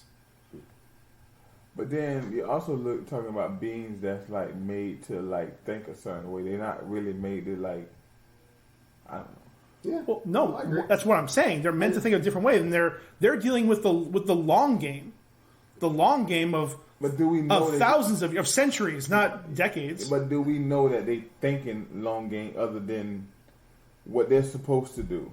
So do we know they think long game like in like as far as relationships and as far as this and all that? Like their job task, yes, right. So like for instance, I know I gotta be at work every day this thing for a year, 2 years from now. But like in my everyday thinking, I'm thinking about like the next hour or something. You get what I'm saying? I don't know. Right, but an hour for you in your lifetime for them would be like 10 years. So like saying you gave up on humanity 7 hours ago, what? Do you think they thinking that way? Because she like if you look at Cersei, she had a phone addiction. You know what I mean? So maybe they thinking in the now because more that's new for her. Again, she went, you know, how many thousands of years where the only entertainment was sprites, images. Yeah, pretty much. So again, like the technological jump is quick from Hiroshima on. For sure, I would say that if you're going from the narration of Druig, he's a serious type character. He's a sad emo boy, and yes, by all accounts, if a sad emo boy gave up on humanity 7 hours ago, he would say, "Give up on humanity a long time ago." So, I mean, it's different for each character, but. Oh, we're talking about him. I thought we were talking about Fastos. Well, no, yes, Fastos is the one. So Druig was saying Fastos gave up on humanity a long time ago, and then they cut to him giving up on humanity during Hiroshima, which was roughly 80 years ago. So it's the equivalent of 7 or 8 hours to our life because they live in thousands of years. No, I get that, but what I'm saying is maybe their mind don't think on that level of thousands of years. Again, I think it's just that. Listen, at this point, we discussed it way more than even they thought about it. So I'm willing to agree, disagree at that point. Does anybody here understand Icarus's plan? Because it doesn't make any sense. Plan? Yes. He doesn't look like a guy with a plan. He had a plan. To me. I don't think he had a plan. I think he had a goal. Yeah. And the goal I think he had an objective. Yep. That's exactly what it was. It was an objective. The objective was to allow this celestial to get born. Right. And how he was going to achieve that, he didn't know. He just was rolling with punches. Ajax had the plan. Yeah. He did not. That's why once she died, it all kind of fell apart. But all he had to do was just kill Ajax and hide the body. Okay. That's all he had to do. But he didn't hide the body. Right. I don't know why he didn't hide the body. So again, because maybe you guys forgot his plan. Once he realizes Ajax is in the way, he takes her to the Deviants, has her killed. He doesn't realize they're going to steal her powers. That's more of a weird thing that happens. Oopsie. Takes the body, puts it back, and then instead of just like either not contacting the other Eternals, or instead of just getting rid of the body, he plants it there to create this elaborate ruse to have them spend their time hunting deviants instead of going after Celestials. Yep. However, if he had just killed the deviants after they killed Ajax, the other Eternals wouldn't have done shit. Cersei wouldn't have left London, because Cersei and Sprite only leave London because of the Deviant. Kingu only gets involved because they go to get him. Fastos only gets involved because they go to get him.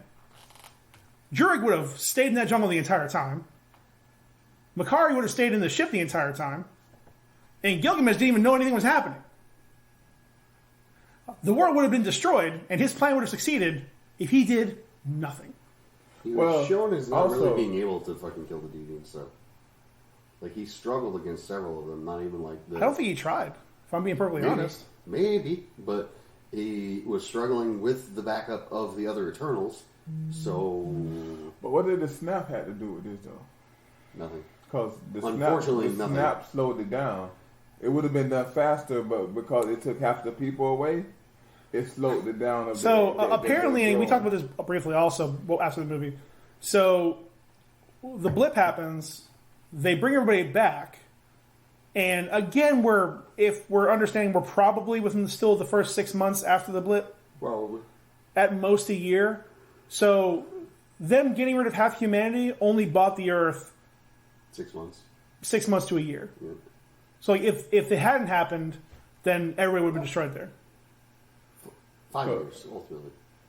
Well, Because that's how long yes. it was whipped out. Yeah. But I mean, once everybody got back, like, so you're saying to me, like, it's just a weird coincidence that it was that close. Because I liked, like, I don't know if it was I think, wasn't it in the trailer? Didn't she say in the trailer that, like, no, it was just a fan, sorry, it was just a fan theory. Fan theory that, like, the energy from the snap helped, expedited the hatch. Maybe. But it didn't, because they go out of their way to explain that the Celestial feeds off of intelligent life, and that's why it grows and begins and can escape. Which is the theory was hell. it just feeds off of cosmic energy, and that the snap happening 3 separate times on Earth, or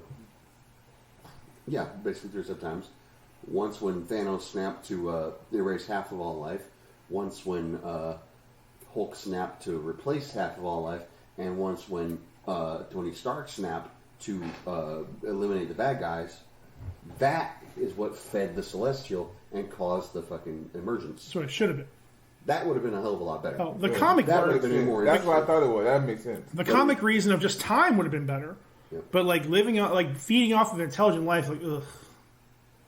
Like, and again, it's done just to add to the intergroup turmoil, because some of them, it was their job specifically, like Phastos specifically was there to help expedite technology and growth, because the more technology advances, the more the population rises. And Druig's whole thing was, again, to control minds to help the population rise. So, like, those two specifically took it the hardest because that was their job. And Cersei, as soon as she got there, she had a connection with humanity. So, obviously, she took it very personal.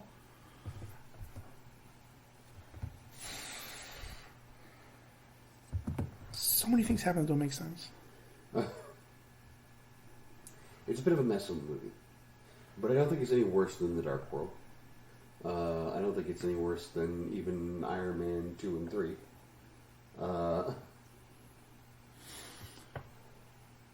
And even Black Widow, as much as I enjoyed it, I feel like this is probably a more coherent movie.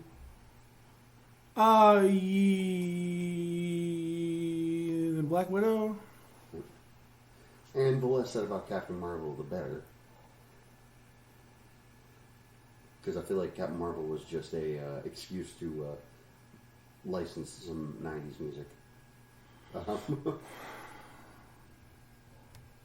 Don't know. I believe you were very pro Captain Marvel, yes. I'm pro all the movies. That's true. It's just hard for me to go into a movie and look at all the bad stuff and just say, okay, this is bad, this is that. I just look at it for what it's supposed to be. I look at the Fast and Furious, them going in space, as not in their own our Earth going in space. It's a story. This ain't. You know what I mean? I don't look at it to be. I can get past the little holes because I don't look at it. Now, just like I said with the whole. I think the Earth should have been splattered if he started to emerge as much as he emerged. Yeah. The Earth should have been splattered. Well, whatever it wasn't, it's cool. It's even beyond that, really, what should have happened was he should have been like thrown off his fucking axis in orbit. Like something. He really would have fucked us up. Bumped out of the Goldilocks. But even beyond that, and again, like here's the thing. Like what frustrates me is like small things could have fixed so many of my issues, and I could have overlooked most of that. Hell, even something as small as like they introduce a villain they never really use.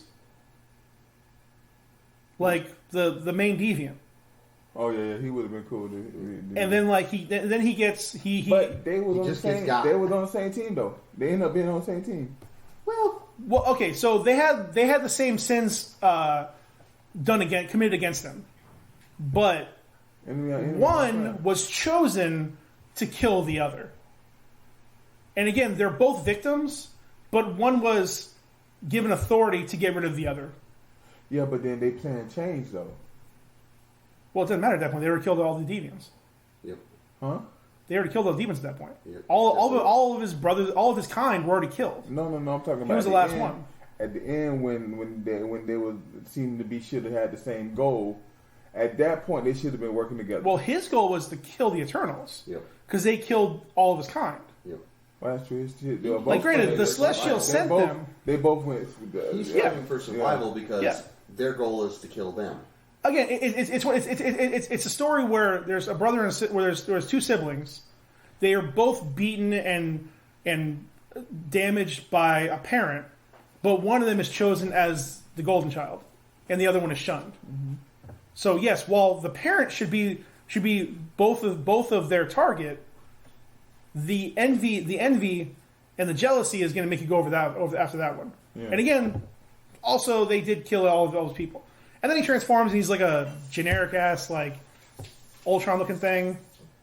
And like, I don't know, I started to warm up to it after the third viewing of Bill Skarsgård as the voice, but even still, it's whatever.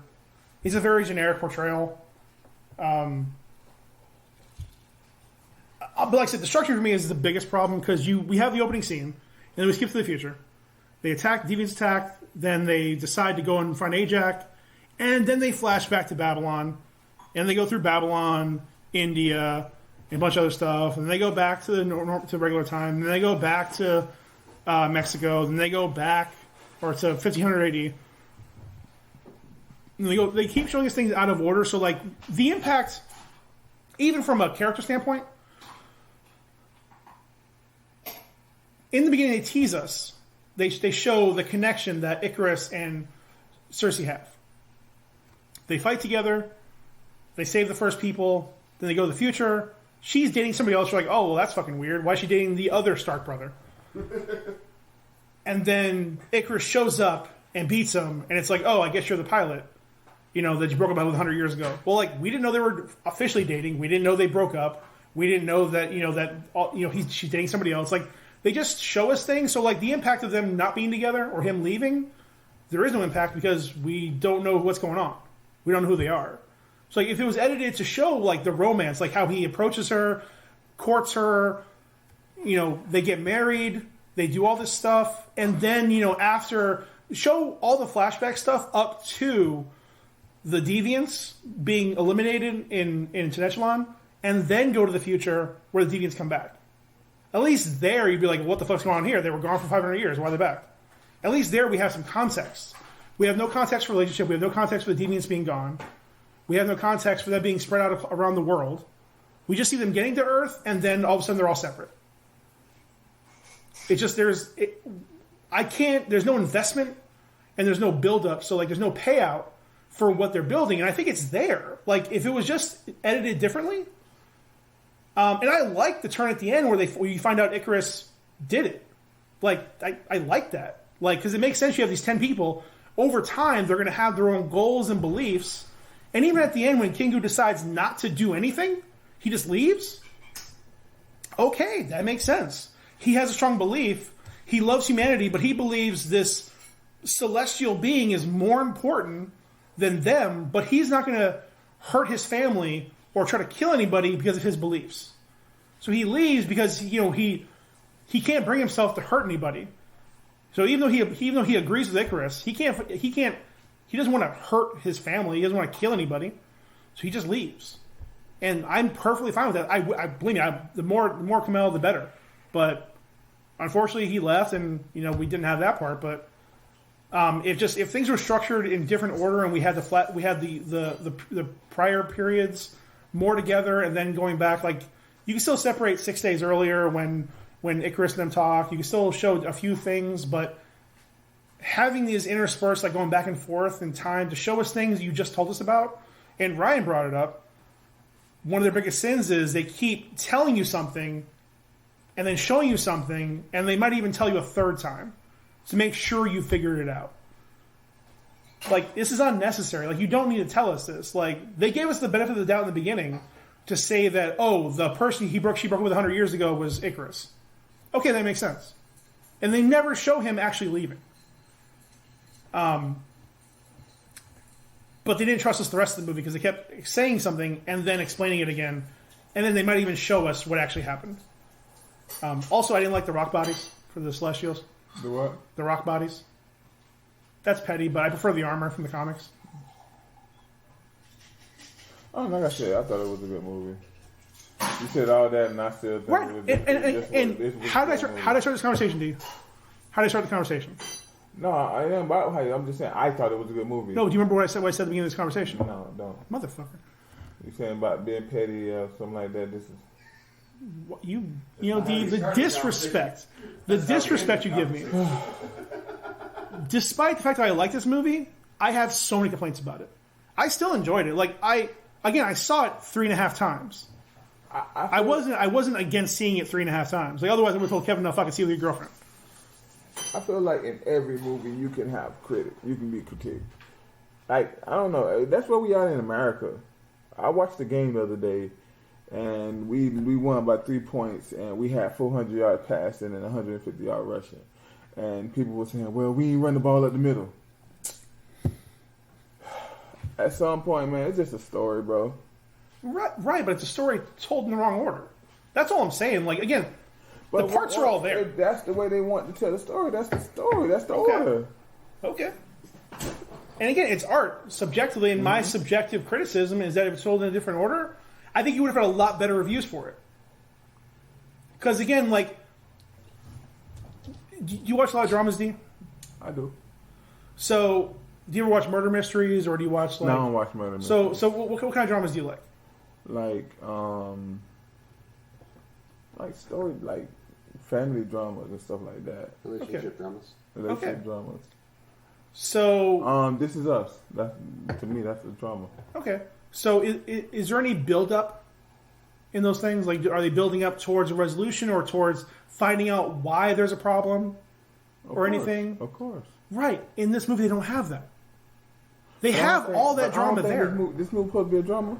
I thought it was just a good action story. It's a movie by an Oscar-winning director with Oscar and Emmy-nominated actors playing it very seriously, with the exception of Camille and a couple other times.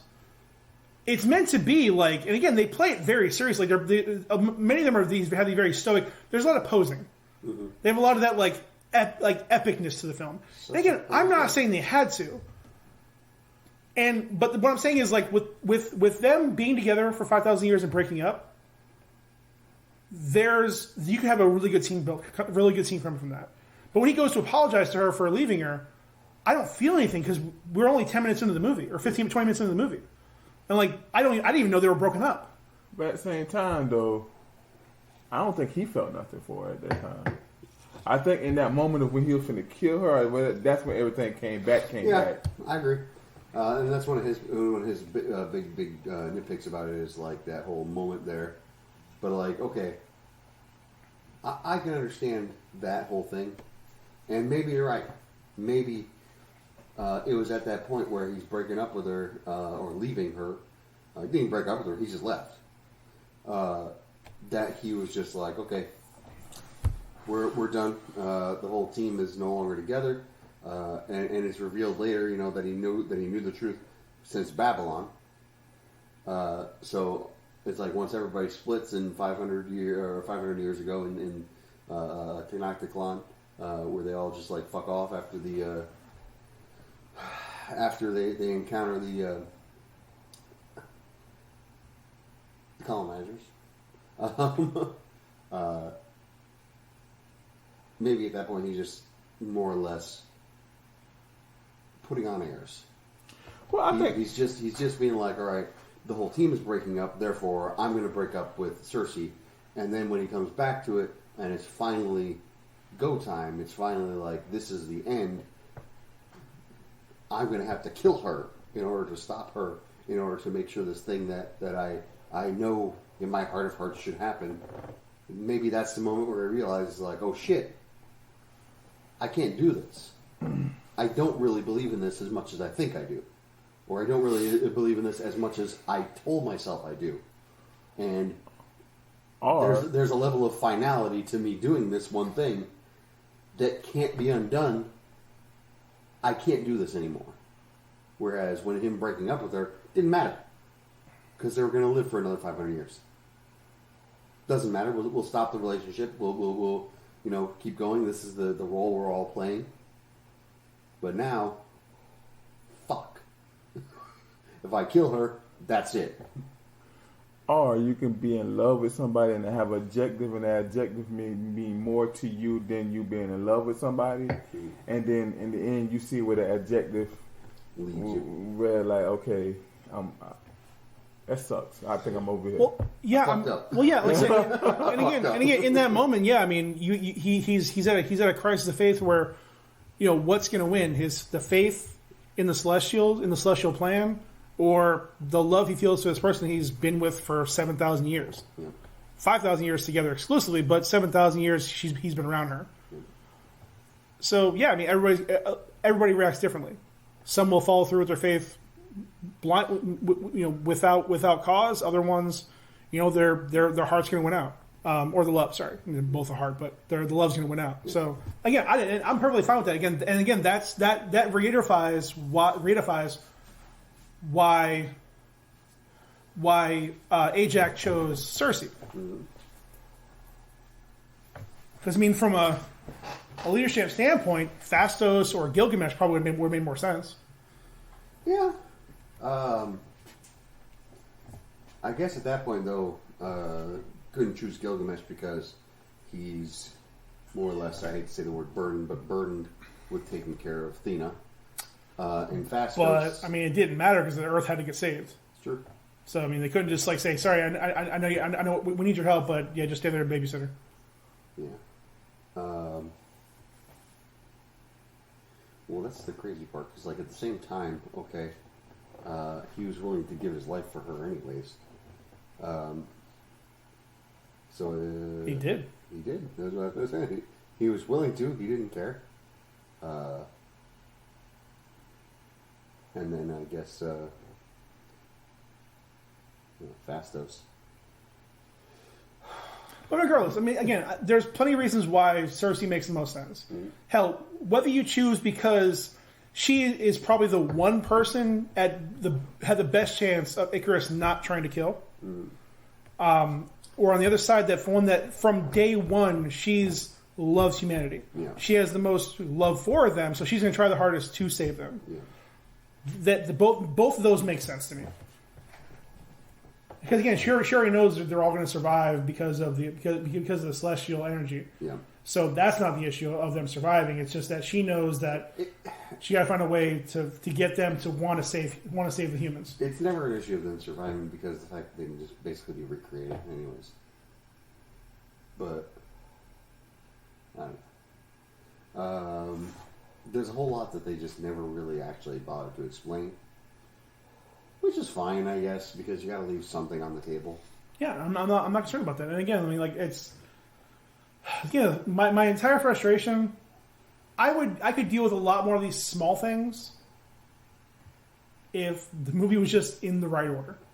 Yeah. And again, all of it really is about payout. Like, we have the same information, so getting the information isn't an issue. But I just don't care about these things happening because there's no time for me to build anticipation. Yep. We're told about it, and then we see what happens. Yep. It's spoilers. Oh, I already told you. Sorry about that. Anyways, here it is. Mm-hmm.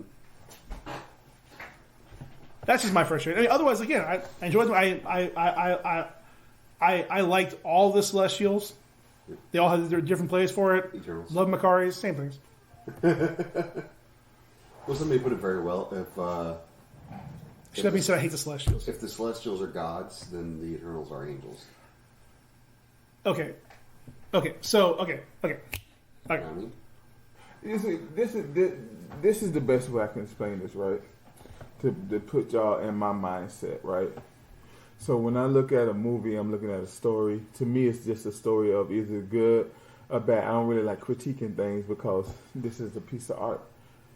You can put a piece of art up there and you may not like it, I may love it. It's not. I don't think art is to be critiqued. Now, Well, but let me finish. is your subjective experience not a critique unto itself? No, let me finish. Okay. When now I can put myself in y'all mindset on one movie, right? When I look at the movie Joker, and the reason why I didn't like Joker, because I felt like they changed the character. I feel like it wasn't what the character I thought. So I can understand how y'all feel about this movie on that level or whatever. But like for me to just critique a movie because I didn't like the storyline, I can't do that because it's not my story to critique. And that's why I like more. That's why I like all movies because it's not. If I don't like it, okay, it wasn't a good story to me, but it's not my story to critique. I'm not gonna find little holes and plots and stuff in it. That it's not like when they went to space. In their world, that could happen. You get what I'm saying? I agree, but there's a level of internal consistency that needs to be met. Would you agree with that? Okay.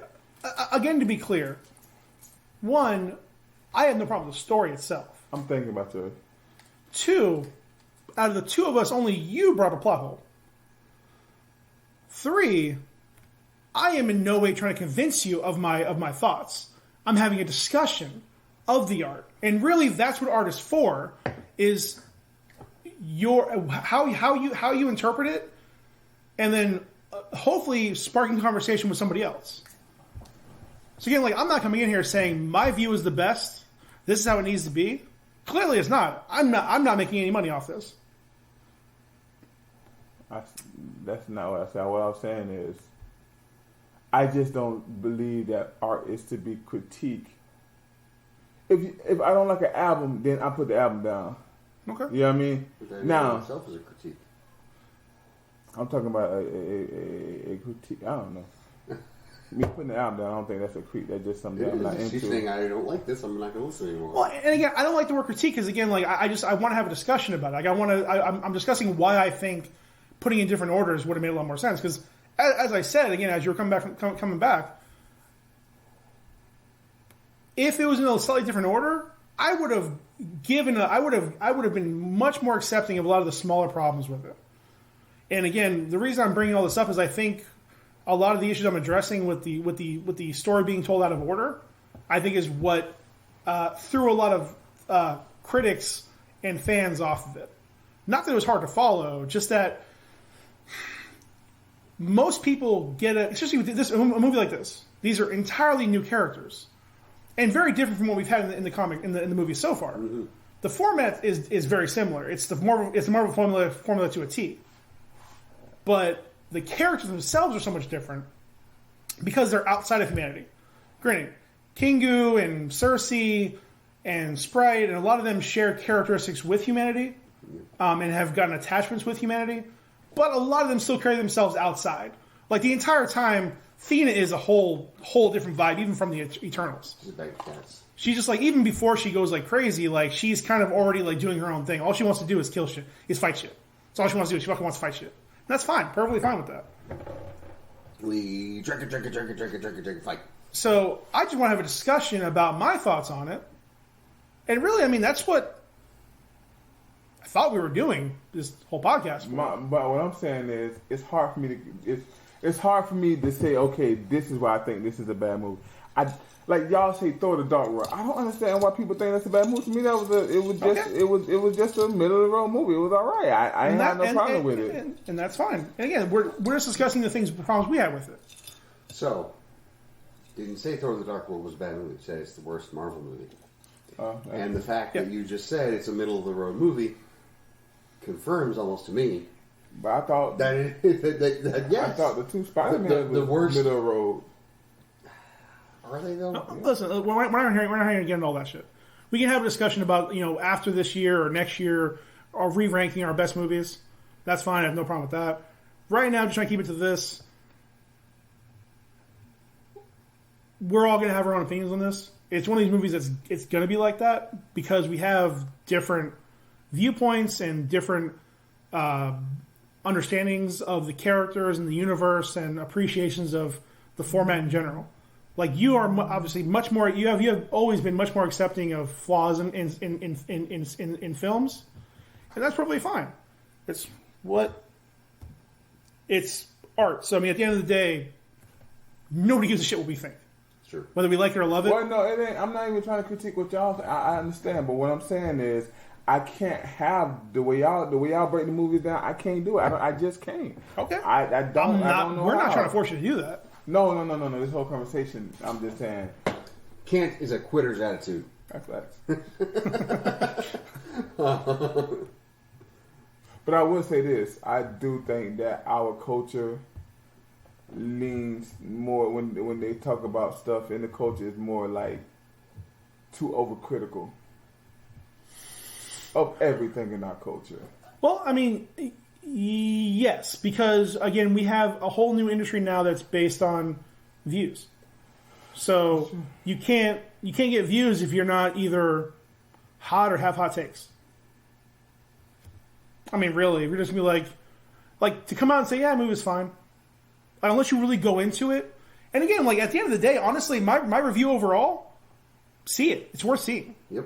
It's a fun movie. I mean, I don't know. I think if I had to put a number on it, out of 10, I want to see it twice. 7 out of 10, I think. A high 6, a low 7. I want to see it twice, but I did. But I wouldn't see it twice. Yeah, like I'm not mad that I saw it 3.5 times. I'm not mad about it. I would have preferred less, but I'm not mad about seeing it 3.5 times. Yeah, I'm not. It's not like Joker. Like I would not have seen Joker again. I will not see Joker again. The only reason I would have been for the 1 year review that we never did. But otherwise, I have no reason to watch it again. You know, they did a movie on slavery, right? And they made all the slaves in the movie Mexican.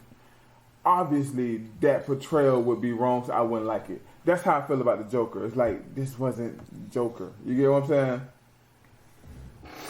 That's why I didn't like it. Well, also, they weren't trying to be. Let's be clear about it. Again, I don't want to get derailed. I don't know how that won the Oscar and all that. It's crazy. She just got the rocks off for Scorsese shit. It was Scorsese light. Anyways, I'm trying to shit less on DC. Let's just, even though it's not really DC. Oh, you know I love everything about DC. Everything. Everything. Subaru. The first 5 seasons was amazing. The last I didn't season, say loved past tense. So Joker. You said loves present tense. Joker won for Best Actor, which I'll give that, and Best Original Score, which is the music. I guess fine. Original score, not music. Original score, meaning that the music that they made specifically for that movie. Yeah, I mean it was the best. It was an original interpretation of a Scorsese movie. But Best Actor, all right, yeah, sure. Yeah. Like, I mean, since posthumously we really can't give Heath Ledger the Oscar, let's give it to Joaquin Phoenix. So before we get into talk about the post credits, overall, recommend seeing it? I would once, not twice. Okay. Ryan, recommend seeing it? I would recommend seeing it as many times as you want. I would not be upset about seeing it twice. I don't know if I would see it in the theater twice. Yeah. And then outside of that, yeah, it was a fucking entertaining movie. A little long. Oh, I was talking about theater. Like, I'm going to buy the movie If when it come out. anybody is listening to this, anybody, or if anybody listens to this and knows somebody, can you find me somebody who knows how to, who can edit? And when this comes out, can you edit this in the right order? I want to see that movie, and I want Dee to watch it to see my vision of the Eternals. Now, see, Okay. Paul Breeze presents the Eternals. see, Paul Breeze presents the Marvel's Eternals. now, see, if Paul did that, I would want to see that because that's his version. All right, fair enough. You get what I'm saying? Like, No, we get it. I'm not saying that. I don't know. I'm gonna leave it alone. Yeah, and again, that's all. And again, everybody has their own interpretation of how a movie should be and shouldn't be. You know, whether you like it, even if you love it, there's always like one thing you might like either want more or less of. Listen, Topher Grace may be listening in right now. We're going to put him on it. I'm out. Allegedly, he edited the prequels of Star Wars into a coherent movie. Just got rid of his hand. Huh? Got rid of all the sand. I guess so. Well, it is rough and coarse and irritating. Gets everywhere. So, post credits. Post credits. First one was okay. I'm ready. Your boy. Your boy, the one, the only, the incomparable, Pip the Troll. That's right. We've been waiting for him for years. Thank God he finally showed his face. Again, thrilled about Patton Oswalt actually being in the MCU proper. That was crazy. I ain't know that was Patton. Yeah. So, and again, that is exciting too because he also has a tie to Adam Warlock. Yep. So even beyond that, but yeah. So yeah, I love that. Technically, there's two voices of Patton Oswalt in this universe. He was Agent Shield. I know he was an Agent Shield, but it's not in the MCU proper. He's also MODOK in the fucking. And that was the third thing I was going to say. like, MODOK in what? There's a animated thing, sort Listen, of a robot chicken-esque type. Feige can say what he wants. Unfortunately, Agent Shield is in the universe. Sorry, It should guys. be. I'm sorry, it should be. It's in the universe in the same way that like Daredevil and Iron Fist and fucking Luke Cage are in the universe. They should be fully in the universe. Still counts. They don't like it, but it's a fact. No, they don't like it. They don't like the fact that they can't like make them proper MCU. What? Can't make them like proper MCU. Why? Well, don't they? First off, they have to fucking acknowledge all the Netflix bullshit that went on. Okay. All right, and the other thing is that they're not really in the MCU. Like they just kind of exist in that universe. In that they're aware of it. It is not aware of them. Yeah, they're only not officially in the MCU because of petty bullshit. Whatever. Everything happens in the same universe. Right. Characters interlap, and again, if nothing else, Agent Coulson. And I'm glad that you watched all of Cloak and Dagger. I'm really thrilled that you watched all of The Runaways. And The Runaways was you really saw the Hellstrom series. I'm sure you enjoyed that one too. good. The Runaways was really good. Oh, you didn't see any of those? All right, Why do I need to? because they're in the MCU. Do they have actual like references and Yup. acknowledgments? Yup. Okay, then they are. I don't care.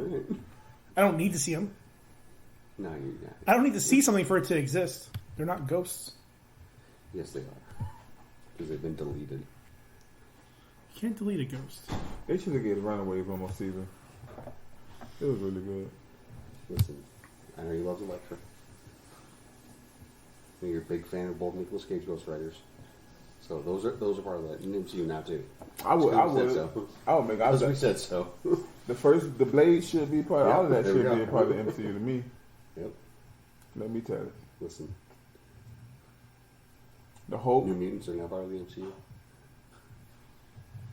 Age of Apocalypse is now part of the MCU. You're grasping and being petty. No. No, I'm not. I'm being specific. You're not being. You're saying things made by other studios in other decades with nothing that overlaps with this universe. Like the Netflix shows don't actually overlap. They just vaguely acknowledge. They reference specific events. Yes, they do, but that's all they do. They just say, this is a thing that happened. Okay. Like, it never affects the universe.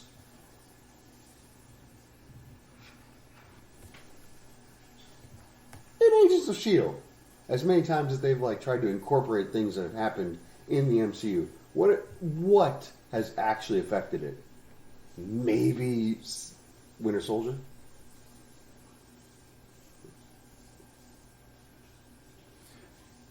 Again, the series didn't connect with anything after like season 1 or 2 because of the management disputes. Okay. So, up until like when Shield is seen to be filled with Hydra people, that's a universe. Characters from the movies show up in the show. Sif? Nick Fury. I suppose that was like first season, I think in the second season. Agent Shield. Yeah. It was the third season, wasn't it? No. No, I think it was the second season because that was the Hydra season. No, he showed up after Shield was disbanded. Which is Right, like the second in season. Captain America. Second season. I think it might have been second. I don't know. I thought it was third. Harry Styles. I don't know nothing about dude. No, who that is. He's the new Justin Timberlake. All right, fair enough. I better know the old Justin Timberlake. You watch my fucking mouth. What? He's a goddamn American icon. This movie made 10 years ago. It would have been JT, 100%. Then again, Gemma Chan probably would have been Lucy Liu. Braces.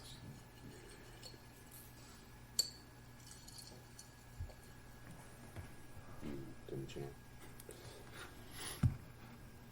And setting up Eternals 2 or the next Avengers level threat. I think it's more towards the Avenger level threat. I think it's both. I think they definitely want there to be a second one, and there definitely is potential for there to be another one. I think or hope it's going to be the Celestials sending something to Judge Earth officially. Not the Celestials themselves, because they don't like get their hands dirty. But them sending something to Judge Earth, and the Avengers have to deal with that. And again, that might even tie in with the shit from Shang-Chi. I haven't seen that yet. Because they're making the Celestials to be way more involved than they were in the comics. I like to see them take down that big Celestial. Well, right now they ain't got that kind of power. Because the only thing that like Earth has dealt with specifically that would take down a Celestial would be like a Galactus. Wait, ain't Thanos a Celestial? No, he's an Eternal technically. Eternal. But nothing that we've outside of in the current MCU, nothing outside of potentially Wanda could deal with the Celestial. Like the combined powers of Wanda and Doctor Strange, maybe. But there's not enough strength in the rest of them to even like harass a Celestial. So we can't send a nuke. Well, yeah, and it's why the heroes. The end, right? Yeah, just blow that nuke. Man was bigger than the planet. Like It was a joke. I said, and it's why they just never. It's why they never dealt with. They never fight the Celestials directly. It's a losing battle.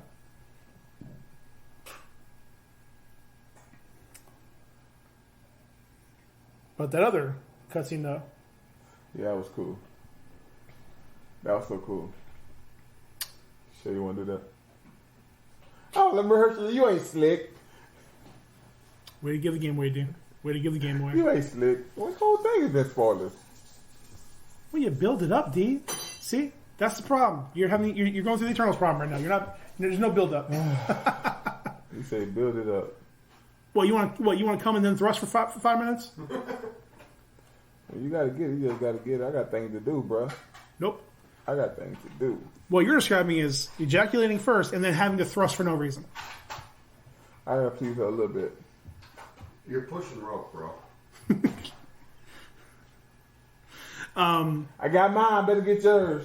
So obviously Dane's there when Cersei gets taken. He's freaking the fuck out. So he goes back to this place. He is dealing with the thing that he found out about that he was trying to tell Cersei about before she got yeeted away. No, hold on. We didn't really go through the first cutscene properly because the Eternal dude came. Well, not the Eternal. The red guy with the bad suit, with the brick suit. He came to Earth to get them three. Yeah. Was Fat Soul a part of that? Yeah. Yeah. He didn't grab the little girl. Yeah, 'cause she's not an Eternal anymore. Okay. So he came to Earth. Now, how could you get those three back from him? I mean, the squad of Eternals going to get there. I mean, again, like... Can the Eternals do So, that? okay, so here's part of what the Eternals... So, it wouldn't be incredibly difficult, because realize, too, like, wherever they're going, whether it's the World Forge or wherever else... It's the World Forge. Well, they don't tell us. They don't tell us where they're going. Just we're going to judge the humans before we come back. I'm gonna go study your memories and see if they're worth it. Yeah.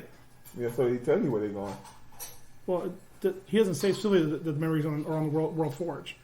He just shows her the World Forge in the flashback, and then shows her the memories. He probably has his own base somewhere else. Regardless,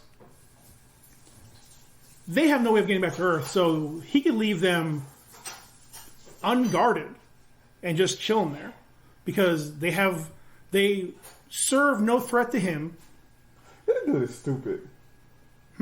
He is really stupid. Well, again, they've been doing this for millions of years and nobody's ever fought back. So, what I mean by that is he didn't know that the demon thing, what it called, the deviants.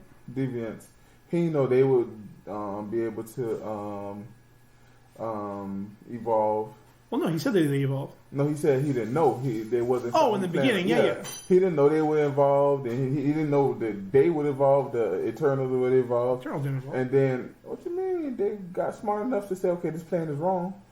And every other Earth, they never questioned. So you would say that was a piece of well, evolution. they didn't evolve. They Ajax specifically just finally got to a point where she's like, I'm not going this anymore. She was the catalyst that caused all this to happen.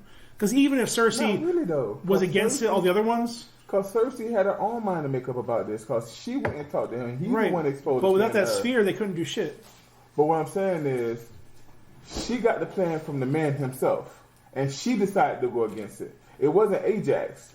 Right, but the only reason she had the ability to talk to the Celestial was because Ajax died. I understand that. That's not what I'm questioning. So none of that would have happened if Ajax hadn't decided that she didn't want to go along with the Celestial plan, and Icarus killed her. But my point is, Cersei still decided that she didn't want to have this thing born here. But she didn't know about it outside of the fact that she was given the sphere from Ajax, who was killed by Icarus because she went against the plan. Regardless, there's a good possibility she would have found out about the Celestials on the previous worlds, but even if she knows about it, she would have had no way to stop it. Because on the other worlds, she probably kept teams together, and they didn't revolt and they didn't try to find a way to stop them. Because again, she never did. But wasn't their objective was to make sure this thing get born? That was her objective. Their objective was to grow the people on that planet. So they wouldn't have known until it was too late. All they would have felt would have been some earthquakes, and then everything's gone. Mm-hmm. So again, that's why and then their memory would have been wiped, and they would have started over. Unless you got weird Larry. So yeah, I mean, there's. So again, yeah, there's definitely a plan, probably a fairly easy plan to get them. If they know where they are, it's more about probably getting away than actually just getting them. But I'm assuming they're gonna have some MacGuffin to be able to get away from the Celestials. This dude is like a creator. Again, they also like teleport and shit.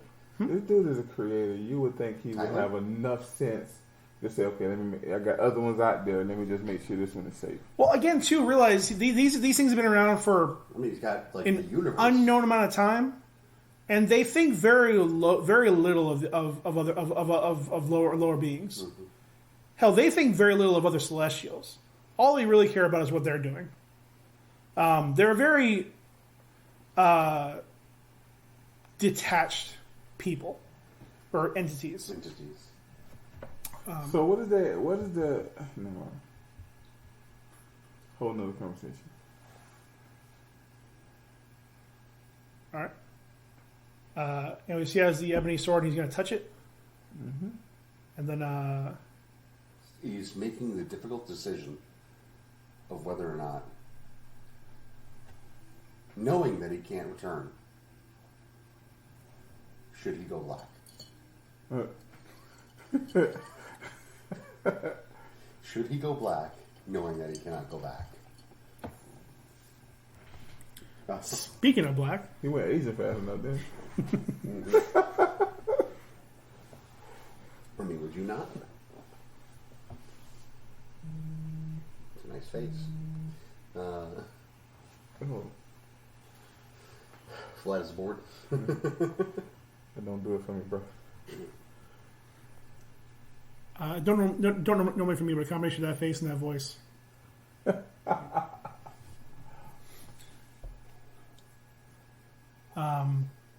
Yeah, then for seemingly no reason, he's stopped by Mahershala Ali. Yeah. A thunderous, deep voice. Are you sure you want to do that, Mr. Whitman? What it was at? What this castle was at? I don't think it was a castle. I think it was just his apartment. Just his place in London.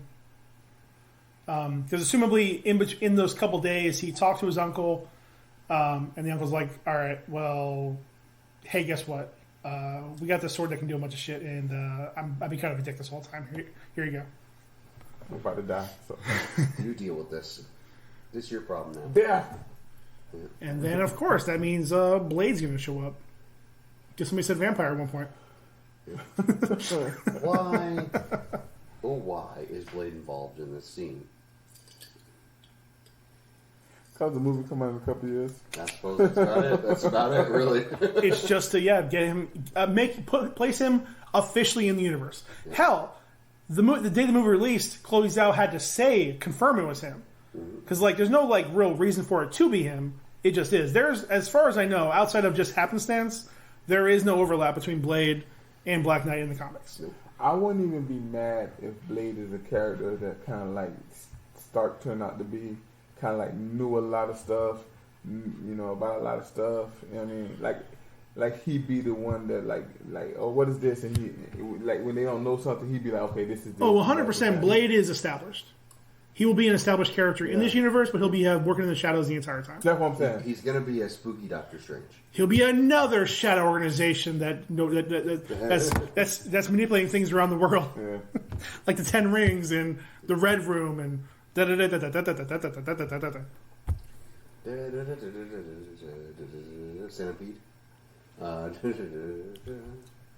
That S.H.I.E.L.D. had no idea about. S.H.I.E.L.D.'s trash. Yep, S.H.I.E.L.D.'s trash.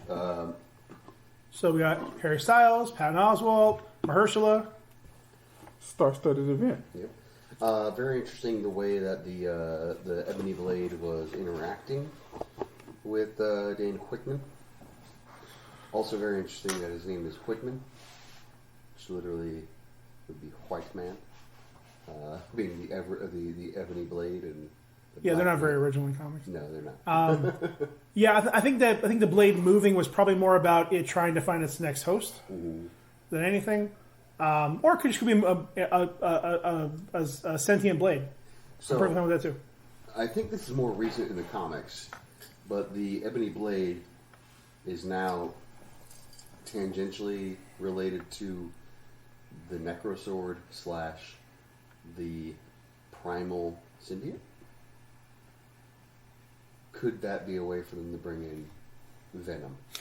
I don't think so, because I think Sony desperately wants to get away from the MCU. I think so too. I think they're only bringing in, they're only connecting Morbius to the world, and they're only bringing in Brock as a way to basically kind of suck Spider-Man over to their universe.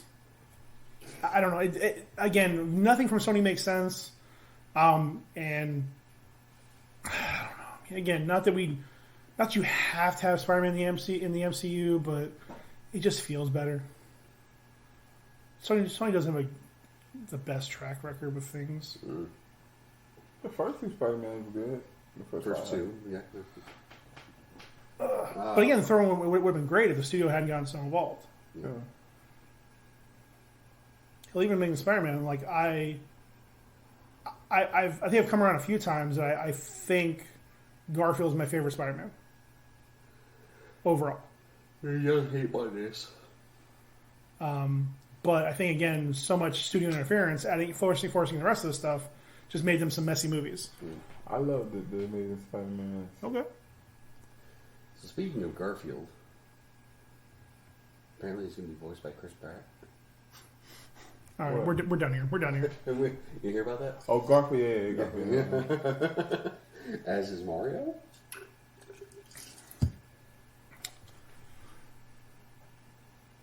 The interesting thing about Mario is that most people think that he's Italian, but he's actually Japanese. And in Japan, they usually, whenever they introduce themselves, they put their last name first and their first name last. You know, kind of different from what we do. But not a lot of people know this. Mario's last name is not Mario. It's actually Itsumi. So in Japan, it would be Itsumi Mario. Itsumi Mario. Thank you for joining us in this one last podcast. Facts. I've been the Fax Machine. You only had to record with 200 episodes for you to actually take charge. Only took 9 beers. I am the hot boy vacation boy. I'm about to be on vacation, homie. The eternal boy. The eternal boy The Slim. eternal boy Slim. The Harry Styles Slim. What does he do? Sing or something? He fucks. Listen, there's only one direction that I can give you on that. Harry Styles, I mean, really, like, his name is it all. He's the one banging Camila Cabello, right? Probably. No, that's... I feel like that's Shawn Mendes. Sure, they're all the same. I ignored music for like 2 years, and then like 7 people showed up. They're all the same. Camila Cabello. Yeah, I know. Rap it, hit it. Zip it up and zip it out. Bye. Hibbity bibbity. I really hope the Netflix adaptation of Cowboy Bebop is going to be good. Apparently Yes. there's a Yu Yu Hakusho adaptation on the way. And a One Piece adaptation. Yeah, they announced some casting today. Yeah, they sure did. Let us pray, everyone. Let us pray.